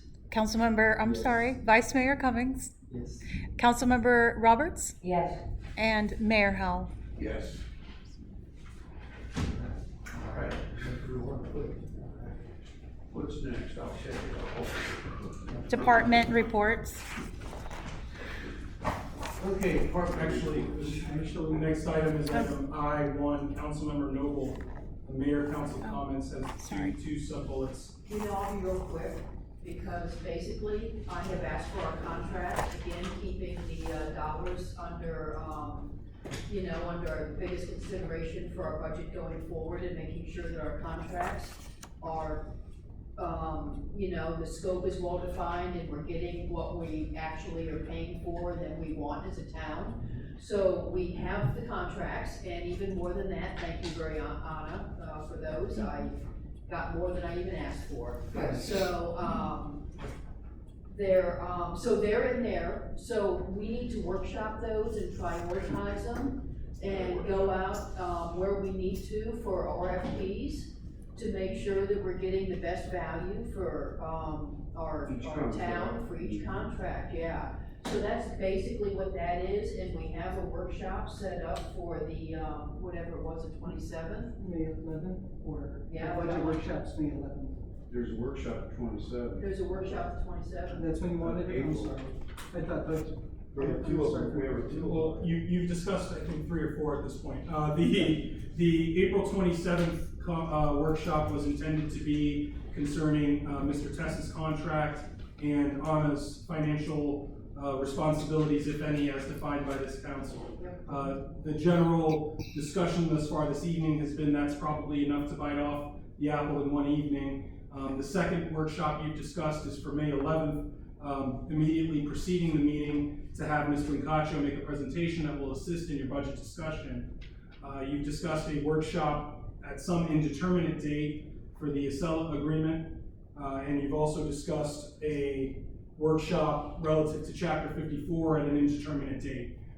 There's also been, though not with any clear direction, discussions of workshops relating to code enforcement and other elements. So your current workshop schedule is April 27 and May 11 with identified items and other items on deck and in the hole to use baseball plans for other workshops as well. So that's where you stand right now as to your contemplated workshop calendar. Yeah, but so I'm okay with the May 11th if we can prioritize what we want to look at for our, It's gonna be either before or after our regular meeting. Yeah, Okay. but we can just prioritize what we want to look at first because it's for the And what budget. about the 25th? But I don't know if we can, I don't know if we can get anything more in, that's what he was saying, I think it's. I get paid by the hour, we got plenty of time. Councilmember, what I was saying, it's really up to you and your schedule, but what I was suggesting to you is, that is the current calendar, so you could see if there's a place where you think it best fits. My added advice to you again, from the administrative standpoint, is what I believe Councilmember Noble just proposed is, if you look at your agenda materials, item L is supplement, and it has 13 different contracts in there. And Councilmember Noble saying we need to start going through those. You may wish, if you're going to start going through those generally, what you've stated is we can sort of talk about how we want to prioritize. Councilmember Noble also aptly noted that this is the place where you folks talk. So if you folks are going to prioritize, that either needs to happen tonight or at the April 27th workshop, saying these are the items we plan to workshop on May 11th or thereafter. But don't just say we're generally going to talk about. If you don't want all 13 to be on that workshop, we want to work through 3 of them. What are the 3? We need direction in order again to meet your expectations. We'll do that later, not tonight. In my opinion, it's already 9:15. We'll discuss it at a later date, but we will have it on the agenda. We'll put it on the,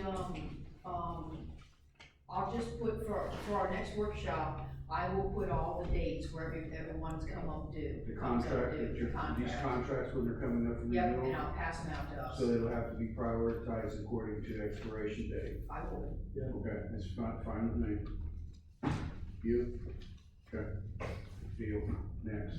All right, that's consensus, generally. All right, department reports, so the first one is Mr. Ken Moore. Wake up. Very quick. Just a few things that we did beyond our normal scope. Was we attended the memorial service for the VFW Memorial on 46th Avenue on Saturday the 19th, which I think was pretty good. I was proud of the town for what they did and the way it came out. And the how they assisted the musicians.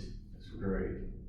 And then we made another visit to Pinellas County Surplus and picked up some more equipment. Cool. And a 4,000 watt generator and some mowers and equipment that we needed to expand our inventory, only what we needed.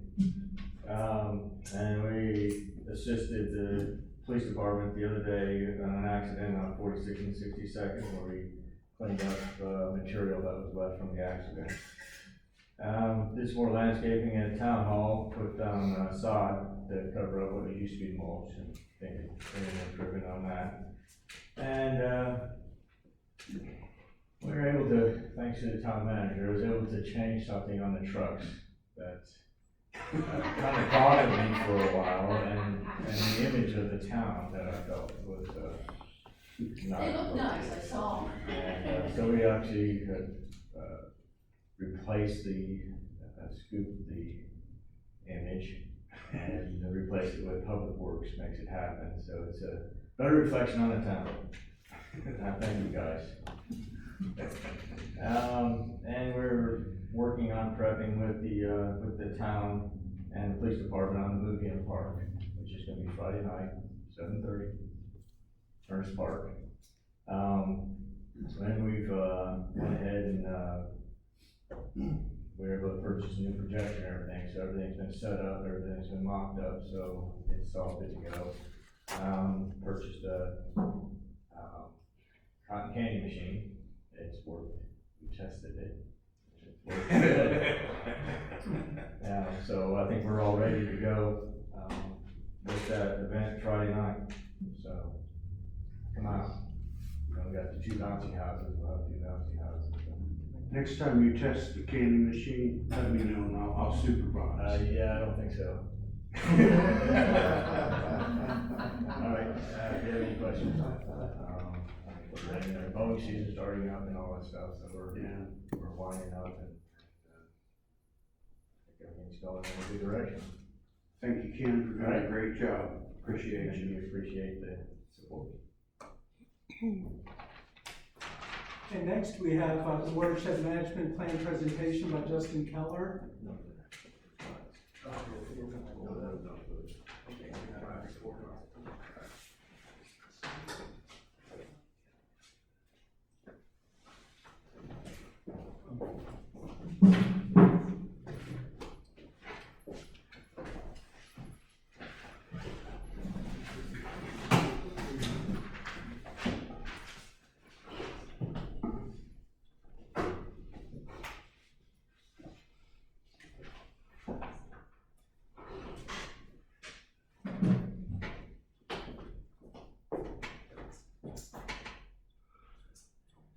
This one? No. Is this how we fix the drainage and get new roads? One click of the button, right? Justin Keller with Advanced Engineering, presented to the team before, and certainly appreciate every opportunity I get to speak to the council. We're here to talk about the watershed management plan for the town. So obviously, anytime we talk about drainage, the first thing people want to ask me is, my road floods, and what are you going to do to fix it? There's a lot of different reasons why a road can flood. And admittedly, this report is not going to tackle every single one of them. The essence of our job is to not really look at what happens when a palm frond clogs an inlet. We're here to look at big infrastructure challenges, whether it's about your lakes, your ditches, your pipes, in order to determine what improvements can be made moving forward. And again, we're looking at a big scale view to look at how the watershed, which is the town, is functioning. As far as the formal definition of a watershed management plan, Randy, you're blocking me here, man. We go ahead, Yeah.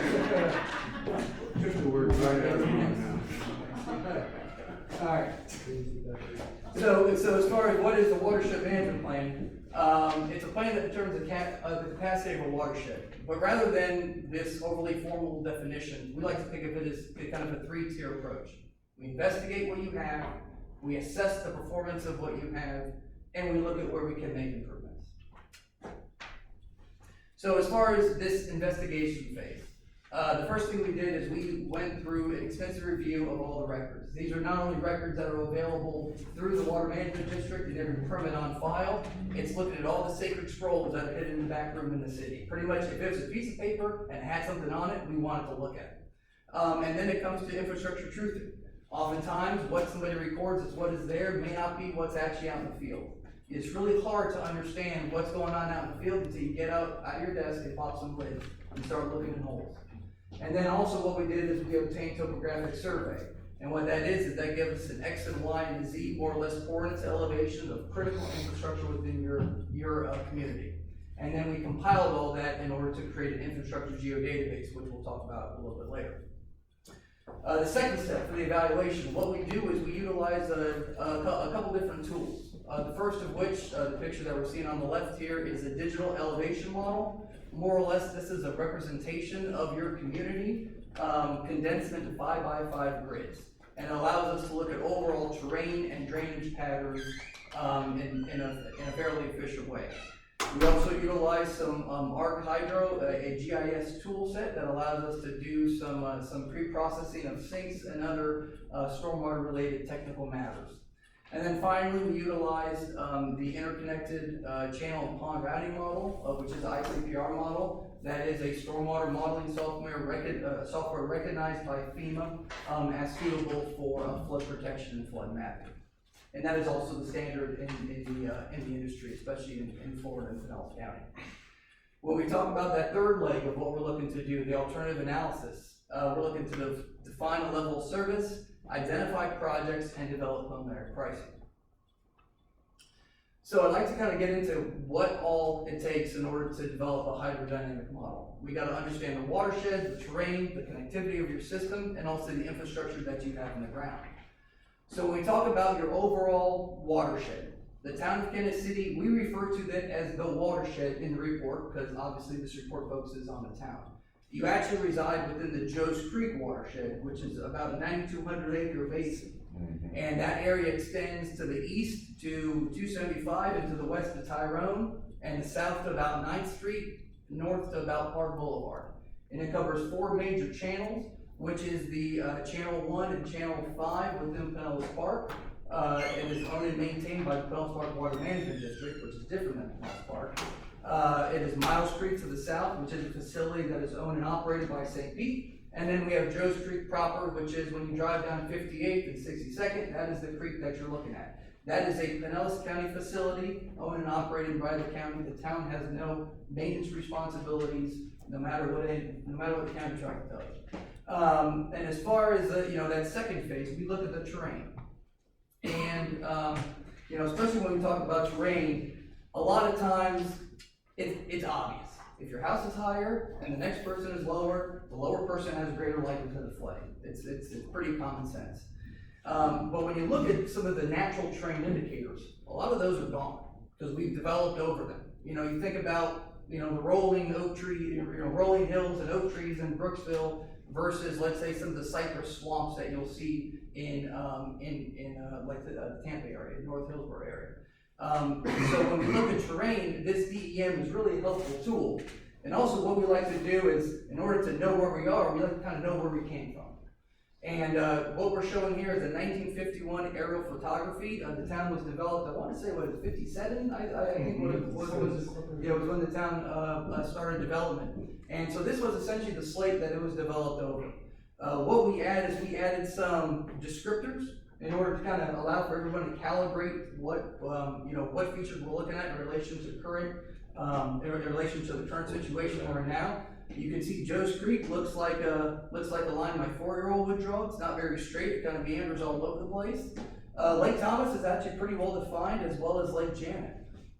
Lake Paul and the private version of Lake Paul to the north, you can see they're somewhat visible, and Lake Charles is also as well. But the one thing I want you to notice is that, okay, so we have Lake Janet, there's a water body, and then to the right you have what is now Lake Susan. Where did that middle water body go? That was essentially a low point that collected water that during the development phase, it's essentially filtered and paved over. So what this allows us to do is when we kind of look at some of these older aerials, we're able to see, I bet that's going to be a problem, I bet that's going to be a problem, that's going to be a problem. When you look at Unit 12, to the bottom left of the screen, you'll notice that the terrain gets very woody and almost has a big wet spot, almost like right in the middle. And again, it's hard to tell here, but if you zoom in, it becomes more evident. And again, this is kind of a pre-screening tool for us to know, okay, if we're seeing issues at a certain place, what was it and what's the terrain? Again, it gives us some insight as to what the fixes are. So going back to this digital elevation model, which is a tool that we use as part of our analysis. This is a color gradient scheme that we provided to represent elevation differences. So the darker the red, the higher. The darker the blue, the lower. And you can see around Lake Janet, actually starting at Lake Annie Lee, there's this vein of low terrain that goes through almost southwesterly from Lake Annie Lee to Unit 12. And so so when we look at this, we realize that, okay, if we have a problem in the low areas, it's going to be more costly to fix. If we have a problem in a high area, we likely have an elevation on our side, and gravity is drainage's best friend. So again, these are some of the items that we go through when we're setting up the model and going through our calibration phase. And again, just for grins, we went ahead and plotted a parcel map on the 1951 aerial. If anyone wants to nerd out like I like to do, I'd like to see where your house is at. So back to the digital elevation model, this was created by LiDAR. And essentially, long story short, it is laser shot down from a plane, bounce off the earth, and that time that it takes to get back to the laser essentially calculates what that elevation is. So this LiDAR, pretty expensive effort, as you can tell, the multi-lasers gotta be expensive. And so when it was flown in 2007, not everything that, or let me say, there's work done after 2007 that's not really shown on this. So part of what we have to do is that we go through this digital elevation model and we truth it. And we say, is there anything in here that needs to be fixed, that needs to be updated? And within the town, there was a pretty significant earth moving project that happened in 2014. That was a box culvert project that was funded through the Water Management District to address some safety and lane use concerns at the 60th Street ditch.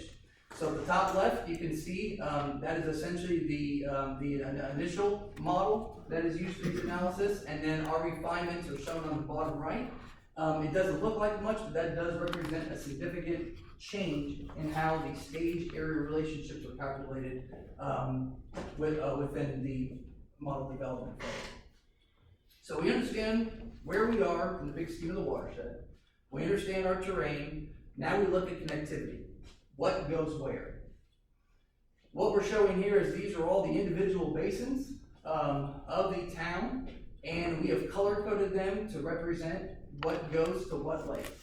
Our job was to pretty much look at every single string of inlets and identify what serves, what area drains to those inlets, and then take that next level higher and say, what inlets go to what lake? And then that really allows us to set up the connectivity of our model. Excuse me for focusing on the center part of town here. I recognize there's more than what we're showing here, but for visibility purposes, I just kind of cropped the center portion. But when you take away some of these areas, this more or less defines to where we're able to go out there, we're able to identify exactly what areas drain to what water body within the lake. So we understand connectivity, and now we're on to the infrastructure, which is essentially, now we know water goes there, how does it get there? And that's the pipes, the ditches, the structures that constitute your system. I mentioned the infrastructure geodatabase early. Part of what we wanted to provide the town was because studies are never that fun. It's not construction, you never get to see what's actually done at the end. So we provided a digital representation of the town's infrastructure. It allows for future asset maintenance. It allows for future recording of improvements, and it also provides a general starting point for the town to kind of kick off any kind of further expansion they would want to do of any kind of GIS system should it be procured in the future. We are showing this on Google Earth. Google Earth is a free open platform software because again, we wanted to make sure that we didn't give you a product that, hey, here, use this product, but you got to spend all this money to buy software to use it. So it's important that we provided something that allows pretty much out the gate usage for town staff. I got a question real quick. Does this include maintenance also on Joe's Creek? No, I'm sorry, what was that? I said, does this include maintenance on Joe's Creek as well? You're Like talking about lakes and drainage, but where we live, it drains into Joe's Creek. Okay. So I'm asking, who do you coordinate to maintain? maintain? So the town does not own or maintain Joe's Creek. So if there are any problems with, let's say, erosion or something like that on Joe's Creek, that would need to go to the town. Okay. And so once we get all these pieces of the pie put together, we start to develop our model, and we create what essentially is the framework of the actual model itself. The yellow line work that you're seeing here is more or less a basin or the area that drains to a certain area, and we're showing Lake Susan here just for clarification purposes. And then we also have our storage representations, which are identified by nodes. And then we also have various type of linkages within models, which are represented by pipes or weirs. So when you get all this together, you execute the model, and you go through your truthing and your stability analysis phase, and you're able to more or less plot these water surface elevations And they coincide with stage area relationships, we're able to determine where the flooding limits for each location for various rainfall events. And that is essentially what we're looking at here, on the map. Can I ask a question? Yeah. I think I'm stupid or something, but what is the purpose of all this? So, I mean, what is the end game? that's like the perfect pretext for this next slide. So, so the whole goal is to take a global look of your watershed and determine where your money needs to be best spent. Determine where there's gonna be funding opportunities for other entities if you have something that needs to be replaced. And this is the first time the towns actually have a model of their system. And there's been a lot of times where having that model would allow more opportunities for improvement that just weren't there. Because anytime you do anything from a stormwater basis, you have to say, okay, you wanna fix that pipe and you wanna make it a little bigger, that's fine, just show that it won't impact anybody else.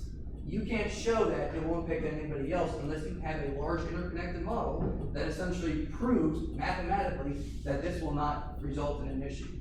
So what we're doing now is we are going through the process and we are developing projects to present to the team for review. And identifying, these are where we think improvements need to be made from a stormwater infrastructure standpoint. And we need this to have, if we were able to get grants or help, or if you have to have some sort of plan in place, is that correct? But it certainly helps to have a plan in place. I don't wanna sit in here and say you had to have this, but in order to identify a project, you would need to understand, well, where are flooding spots and what is even feasible to present to a funding agency. Now, the fact that there is a level of initial investigation certainly helps, where you can say, we have a watershed management plan, we've executed a model for this run, and we feel that project X is a viable solution, and we want like millions of dollars. I mean, that's how this process works. And also too, this project was partially funded, or was funded 50% through the SWIFT, the Southwest Florida Water Management District. So now that you have a SWIFT funded watershed management plan, every single project that you present to them in the future, it gets viewed in a lot more positive manner, where they say, okay, well, we've approved and paid for this water management, this WMP.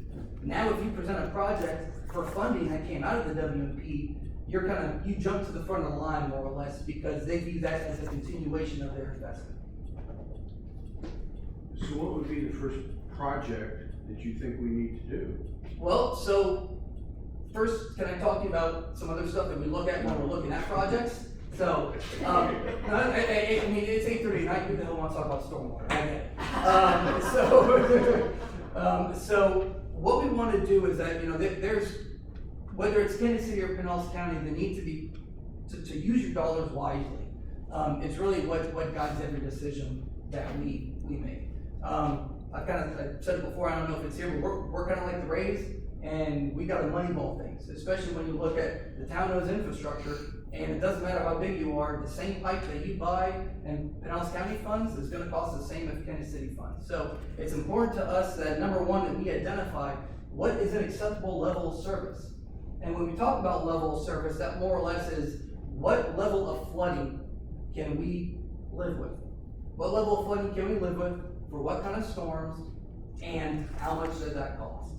And so one example I like to give is that, let's say you live on a dead-end street near a lake named Lake Paul. I don't know who this person could be. Let's say, let's say you live there, and you're designing a drainage system.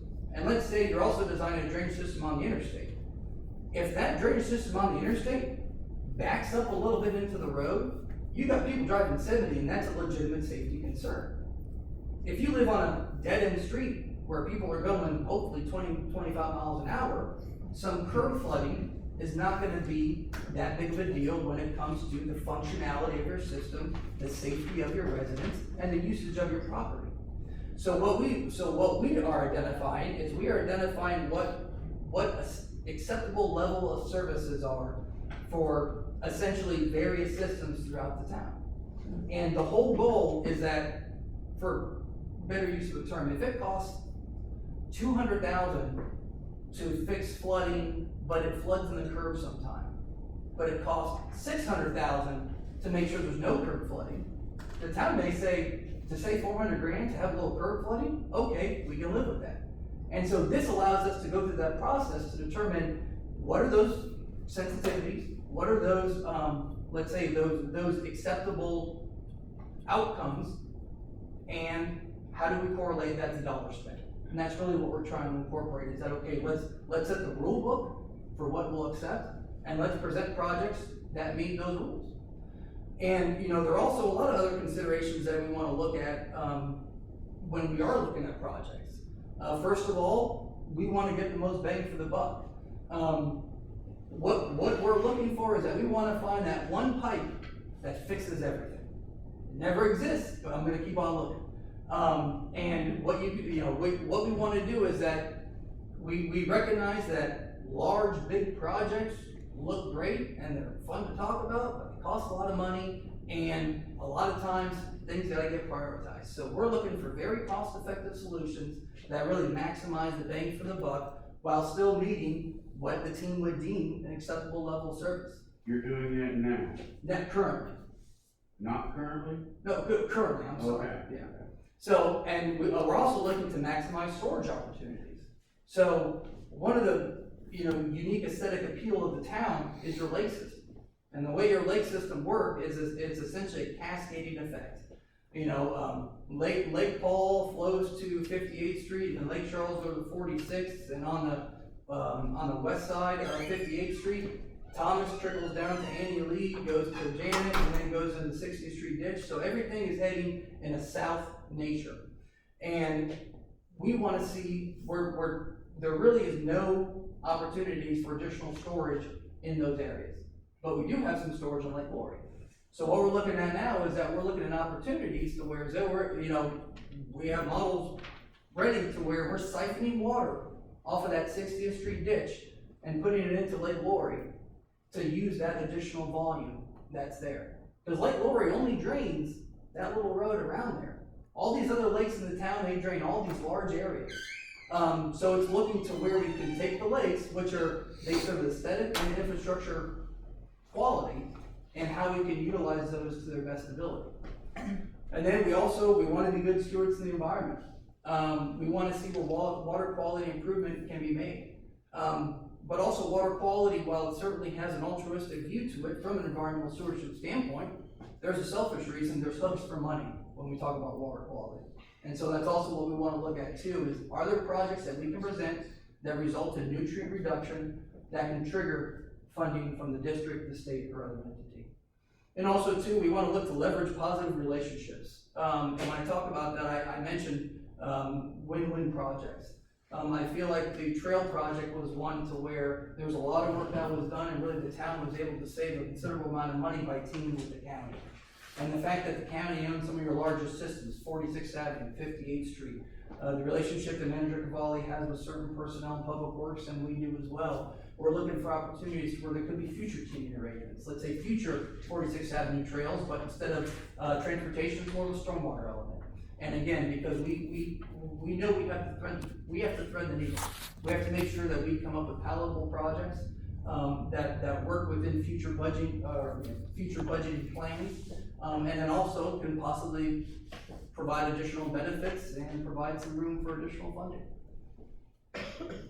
So I know that's probably more stormwater than anybody wants at 8:30 at night. I tried to go as quick as I can, so I apologize if I brushed over anything, but I'd love to answer any questions or what you know. You definitely want to do this before you pave some roads too, right? So, we talk about, and I'm sorry for the sports analogy, but like money laundering, to where like every dollar has to have a specific purpose, almost like a Dave Ramsey kind of thing, So when we look at that, we want to make sure that when we start, in my opinion, of course, it's obviously a town's decision, but when I look at something like that, I'd say, okay, well, if I have a finite amount of dollars for paving, I want to make sure that before I put any new pavement over that road, that I know that I don't look back 3 years ago and say, man, if I would have just replaced the curb, raised it 3 inches and replaced that pipe, I could have made this thing a lot better. And so, that is my personal opinion on how to navigate the water management plan with the paving. What's next for you? So what's next for me is to finalize our projects, finalize our budgets, come back to you and say, here's what we're looking at. And What, you're going to come back with a project that we should do? No, so part of what we're gonna do is we're gonna recommend 5 to 7 projects. So we'll recommend 5 to 7 projects, we'll identify the cost, we'll I'll talk to Ruben as far as some of the challenges, some of the benefits, you know, and then we would present them and that would essentially be us identifying some problems, you know, identifying how we can fix some of the historical flooding problems that the town has experienced. Is this working with the county and stuff as well, trying to see? So, yeah, you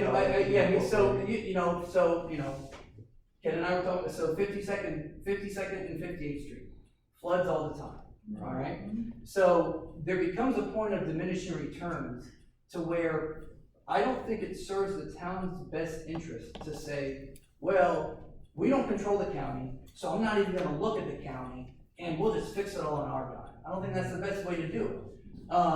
What we can do is that, like we did with 4600 Trail, we can say, okay, you know, obviously with everyone's approval, I'm not saying I'm brokering on behalf of the town, but we can say, hey, we have this we wanna fix, and if you can fix A, B, and C, and we can team together and do it as one project, this could be an opportunity that would work for everybody. And it's those kind of, like, very planned out, purposeful projects that we wanna present to you, because I don't think we can, you know, I can't sit up in here and say, oh, you know, we wanna spend your money wisely. And then Is this done by grants? What? Is this done by grants, or is this gonna cost the city money? So, it depends. You can self-fund anything you want to, obviously. With most grants, there is a matching component to it. Some of them are 50 cents on the dollar, some of them are more, you know, 60-40, 80-20 matches. I would venture to say any large project the town does, again, this is just my recommendations, I think every project that you do should at least get some free money somewhere. So now, free money's not free, you know, you gotta manage the program, you gotta submit the application, so I don't wanna sit here and tell you that you just ask for $1 million and it comes at your doorstep. You know, there's hoops you have to jump through to get it. But we do think that because of what you have and the opportunities there, I think every project that we will present would incorporate some element that could at least have some kind of cost sharing or funding opportunity to it. And just to point out, to do that, a lot of times you have to do something like increase water quality by putting in CDS units and things like that. So a lot of times, again, we gotta fit our goals with goals of Southwest Florida Water Management District, et cetera. Which we did on, 2008. I think we got $400,000 for some pipe replacement, and that's when we put the CDS, or hydrodynamic separator, on 62nd. For the $750,000 we got back in 2014, for the box culvert project. We know we had to put a baffle box in on 46th Avenue. I'm sure Ken hates me because he has to maintain them, but free money comes at a cost, and he can just text me angry stuff whenever he wants. So yes, and when you talk about free money, again, there's a cost to get it, and also sometimes you put in things that represent a maintenance requirement that you typically would not. But when you look at large chunks of money, it's hard to look away, especially when they can constitute such a large percentage of, let's say, what the town would usually allocate for stormwater repairs. So what's the time frame we can expect these, So I'll probably come back around June with the projects. And then what we'll do is that, because we are being funded 50 cents on the dollar, we do go through a technical review process with SWIFT. And so anytime that we prepare the model, this is not something that's being done in our office and nobody sees it. It goes to the Water Management District, they say, clarify X, Y, and Z. They'll ask, why did you do it this way? We provide our response, and we go through a common response process. So we have, that process is all behind us for the model standpoint.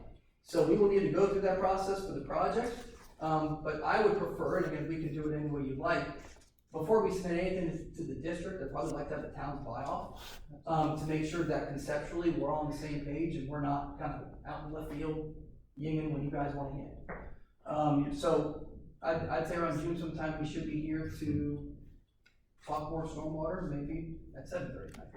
How long have you been employed by the town of Kansas City? Well, I think my first project here was in 2008. 2008? Mm-hmm. You've been here as long as I can remember.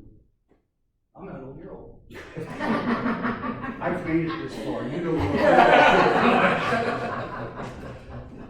Yeah, we, you know, and this, we are a small business, we're a small business enterprise recognized by St. Pete, by Pinellas County. Kind of what we pride ourselves on is that, you know, we compete against the larger entities in the organization. You know, we constantly win contracts against people that have a Singapore office, you know? So what we do is, our niche is Pinellas County municipal infrastructure. And we're right in Pinellas Park. And I think the relationship has been positive, and I think we provided good service, and I think we're an asset. Just curious. How long have you?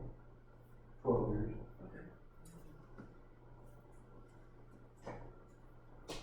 Is there anything else? Not for me. Barbara? Appreciate the time. Thank you. Oh, that was good. So we'll look for your U-turn then. Yep. Good job.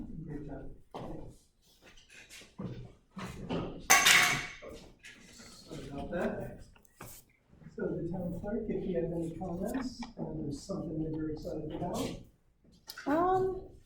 So a couple of residents, quite a few residents have called or have come in person to town hall to complain about their internet service.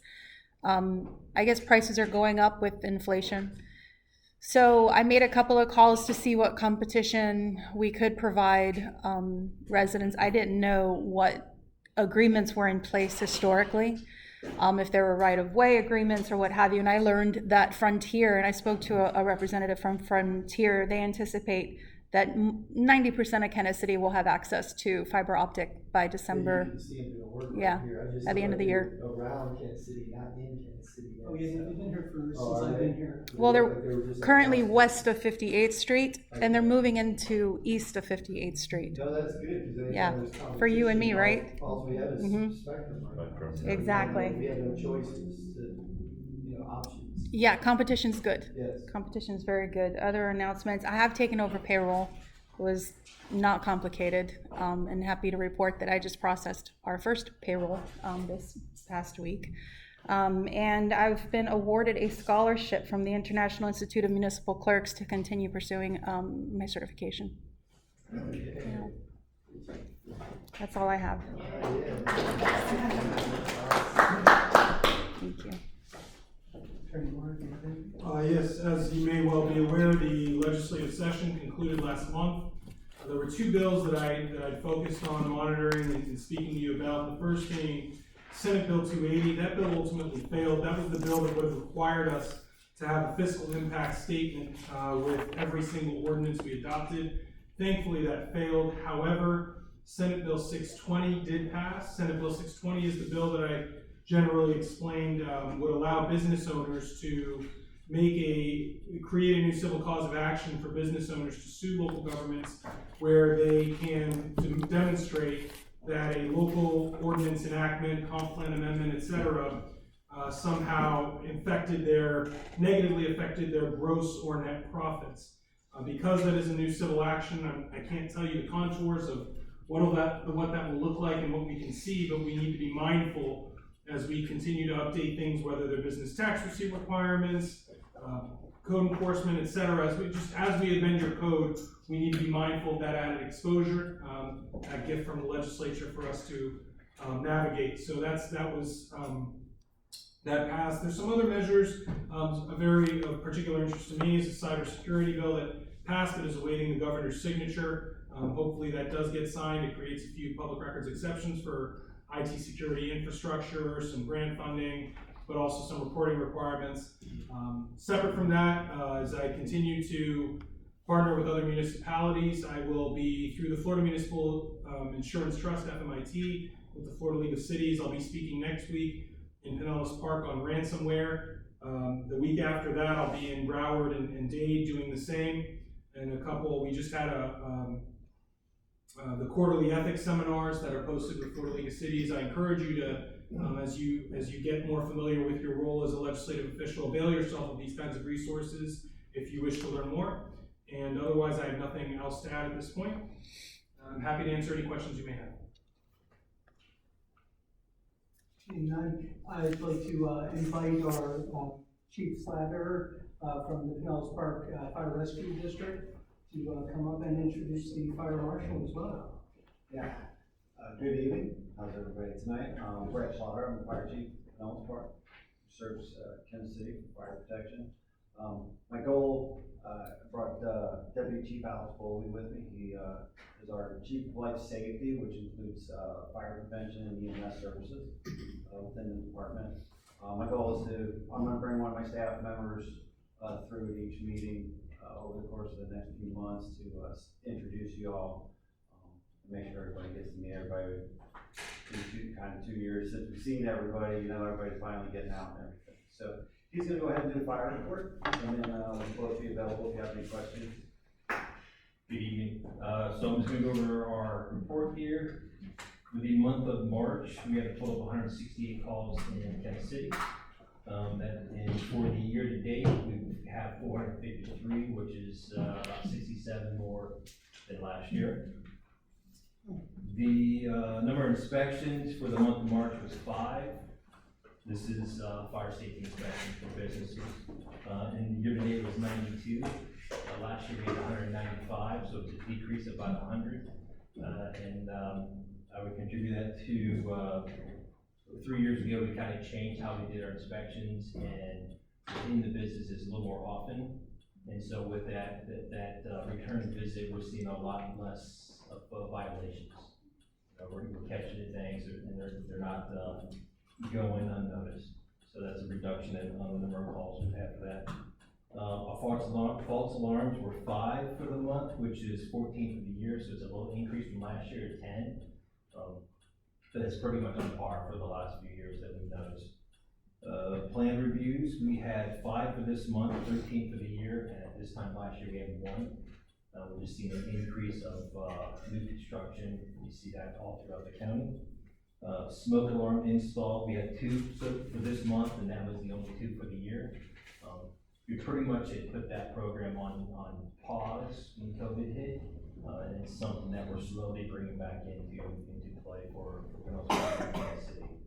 So, and then for public education, we have 0 programs for the month or the year or attendance. So we haven't had any in Kansas City. Again, that's another thing we kind of put on pause.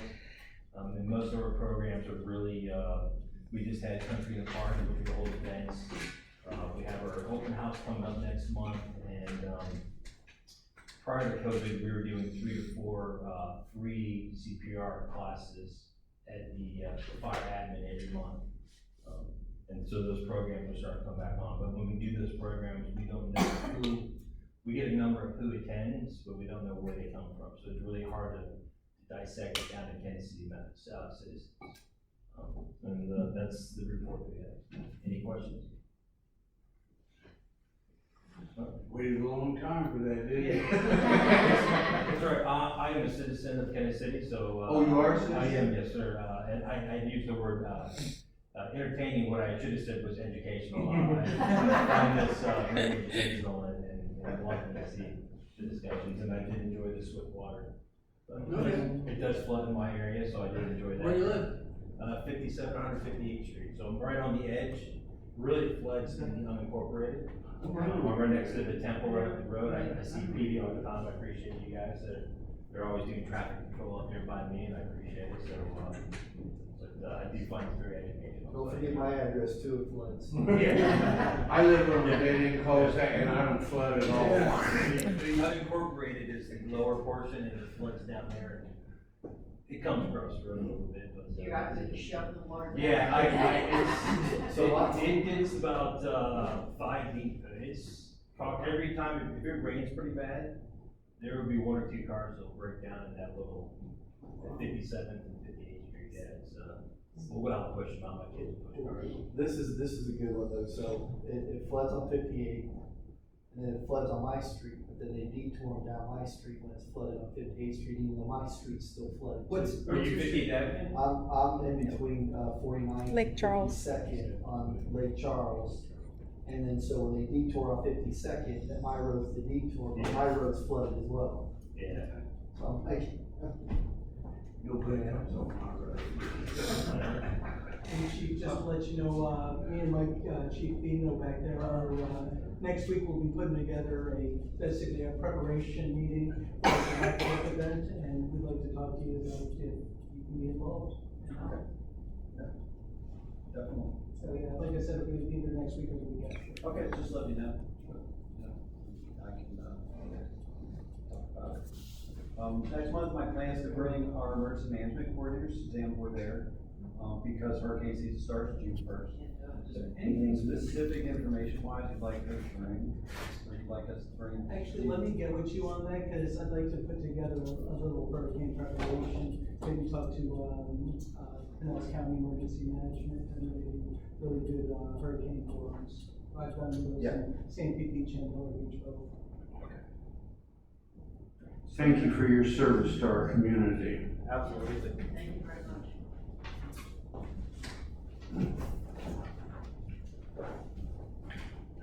Who's this? All right, I'll keep this relatively brief. In March, the police department conducted several traffic education enforcement details, 58th Street corridor, 46th Avenue corridor, and then also we received a lot of complaints from residents on 47th Avenue, Lake Charles Drive, the stop sign area, so we're doing some enforcement as well. And getting good feedback from the residents. A couple residents tonight told me that they've noticed a big improvement on 58th Street and also in the neighborhoods, so that's good that we're making an impact. We did 55 traffic stops, issued 38 traffic warnings, 17 traffic citations. The police department also arrested 2 DUI, driving under influence drivers in March. And we also participated in a county-wide wolf pack in March. And that's one where every agency in Pinellas County sent a few officers, and they kind of hopscotch throughout the county and do nothing but DUI enforcement and traffic enforcement. So we always participate in that as well, which is a good cause. Officer Emily Cruz attended Pinellas Park High School's Law Week, which is a great event. We do it every year. They have different law enforcement agencies, I think fire's there, and a lot of different public safety entities are there to interact with the high school students and kind of help them if they want a career path in public safety. So it's a great thing. And also our big event we have upcoming, I think I mentioned, but Friday night, 7:30 to 9 p.m. over at Ernst Park, the movie night. It's gonna be a great event. We're gonna have bounce houses, cotton candy, obviously a movie. We're also gonna raffle off some Easter baskets too for the children, so it'll be a nice event. And then we're beginning to plan, like Manager Pauly said, our July 4th event, which is gonna take a lot of planning. It might be one of our biggest events we've done in the past, so we're looking for a really big event for that, so we started planning on that. And with that being said, that's all I have. If you have any questions? Have a good night. Thank you, sir. Just a few, comments from me. So we went through and did the special magistrate, RFP. We have them under contract, so once we get the code enforcement, function settled, we have that. That's another, stick. We are now a partner of Keep Pinellas Beautiful. One of the things that we'll be doing early next month is a litter survey, literally going around the entire city and pointing out where the litter, where the litter is collecting mostly. Now, again, I try to get a couple benefits out of everything. And one of the benefits is, as we get involved with Keep Pinellas Beautiful, they'll be able to provide a report to us that we can include into the National Pollutant Discharge Elimination System annual report, the NPDS report that we do every year. In fact, some of the comments that came back for the county in general, one of the things was they need to have more specific records on how much is being collected by per bag, per ton, or whatever. And this actually meets some of those things. Also, working with Mike, you know, we were trying to, wanting to put a recreation function together and be able to rent, you know, basketballs, footballs, you know, all the equipment out there. And, working with Mike's, we put together some signs where they can actually call the police through dispatch and, basically, you know, rent any of that equipment, that they need, 7 days a week. Rent the equipment or just pick it up? Pick it up. I didn't even rent by it for money, you know, actually borrow. Okay. Also, I'm making the city about $140 on Friday. I'm volunteering to do a class, as we talked about when I first got hired, the landscape best management practices course for Pinellas County that they can't do at the moment. I'm doing a favor for the city of Seminole because we've been working together on several things. So I'm doing 4 of their employees for free, and I said, hey, why not get a little bit extra income for the city? So we put it out on Eventbrite, and 4 people signed up for that class as well. So they're paying $35 a person, and that just goes into general, right in this room, correct? And I'll be here in the morning. That's 8 o'clock to 11 o'clock. I'll stay all day and then be here for the meeting part. And that concludes my comments. Mayor and council. Barbara? I do have something. I heard really good things about you, Oh. from several of our citizens. And I was very pleased to hear it. They say that you're just wonderful to deal with. So thank you, congratulations. Thank you. I don't know.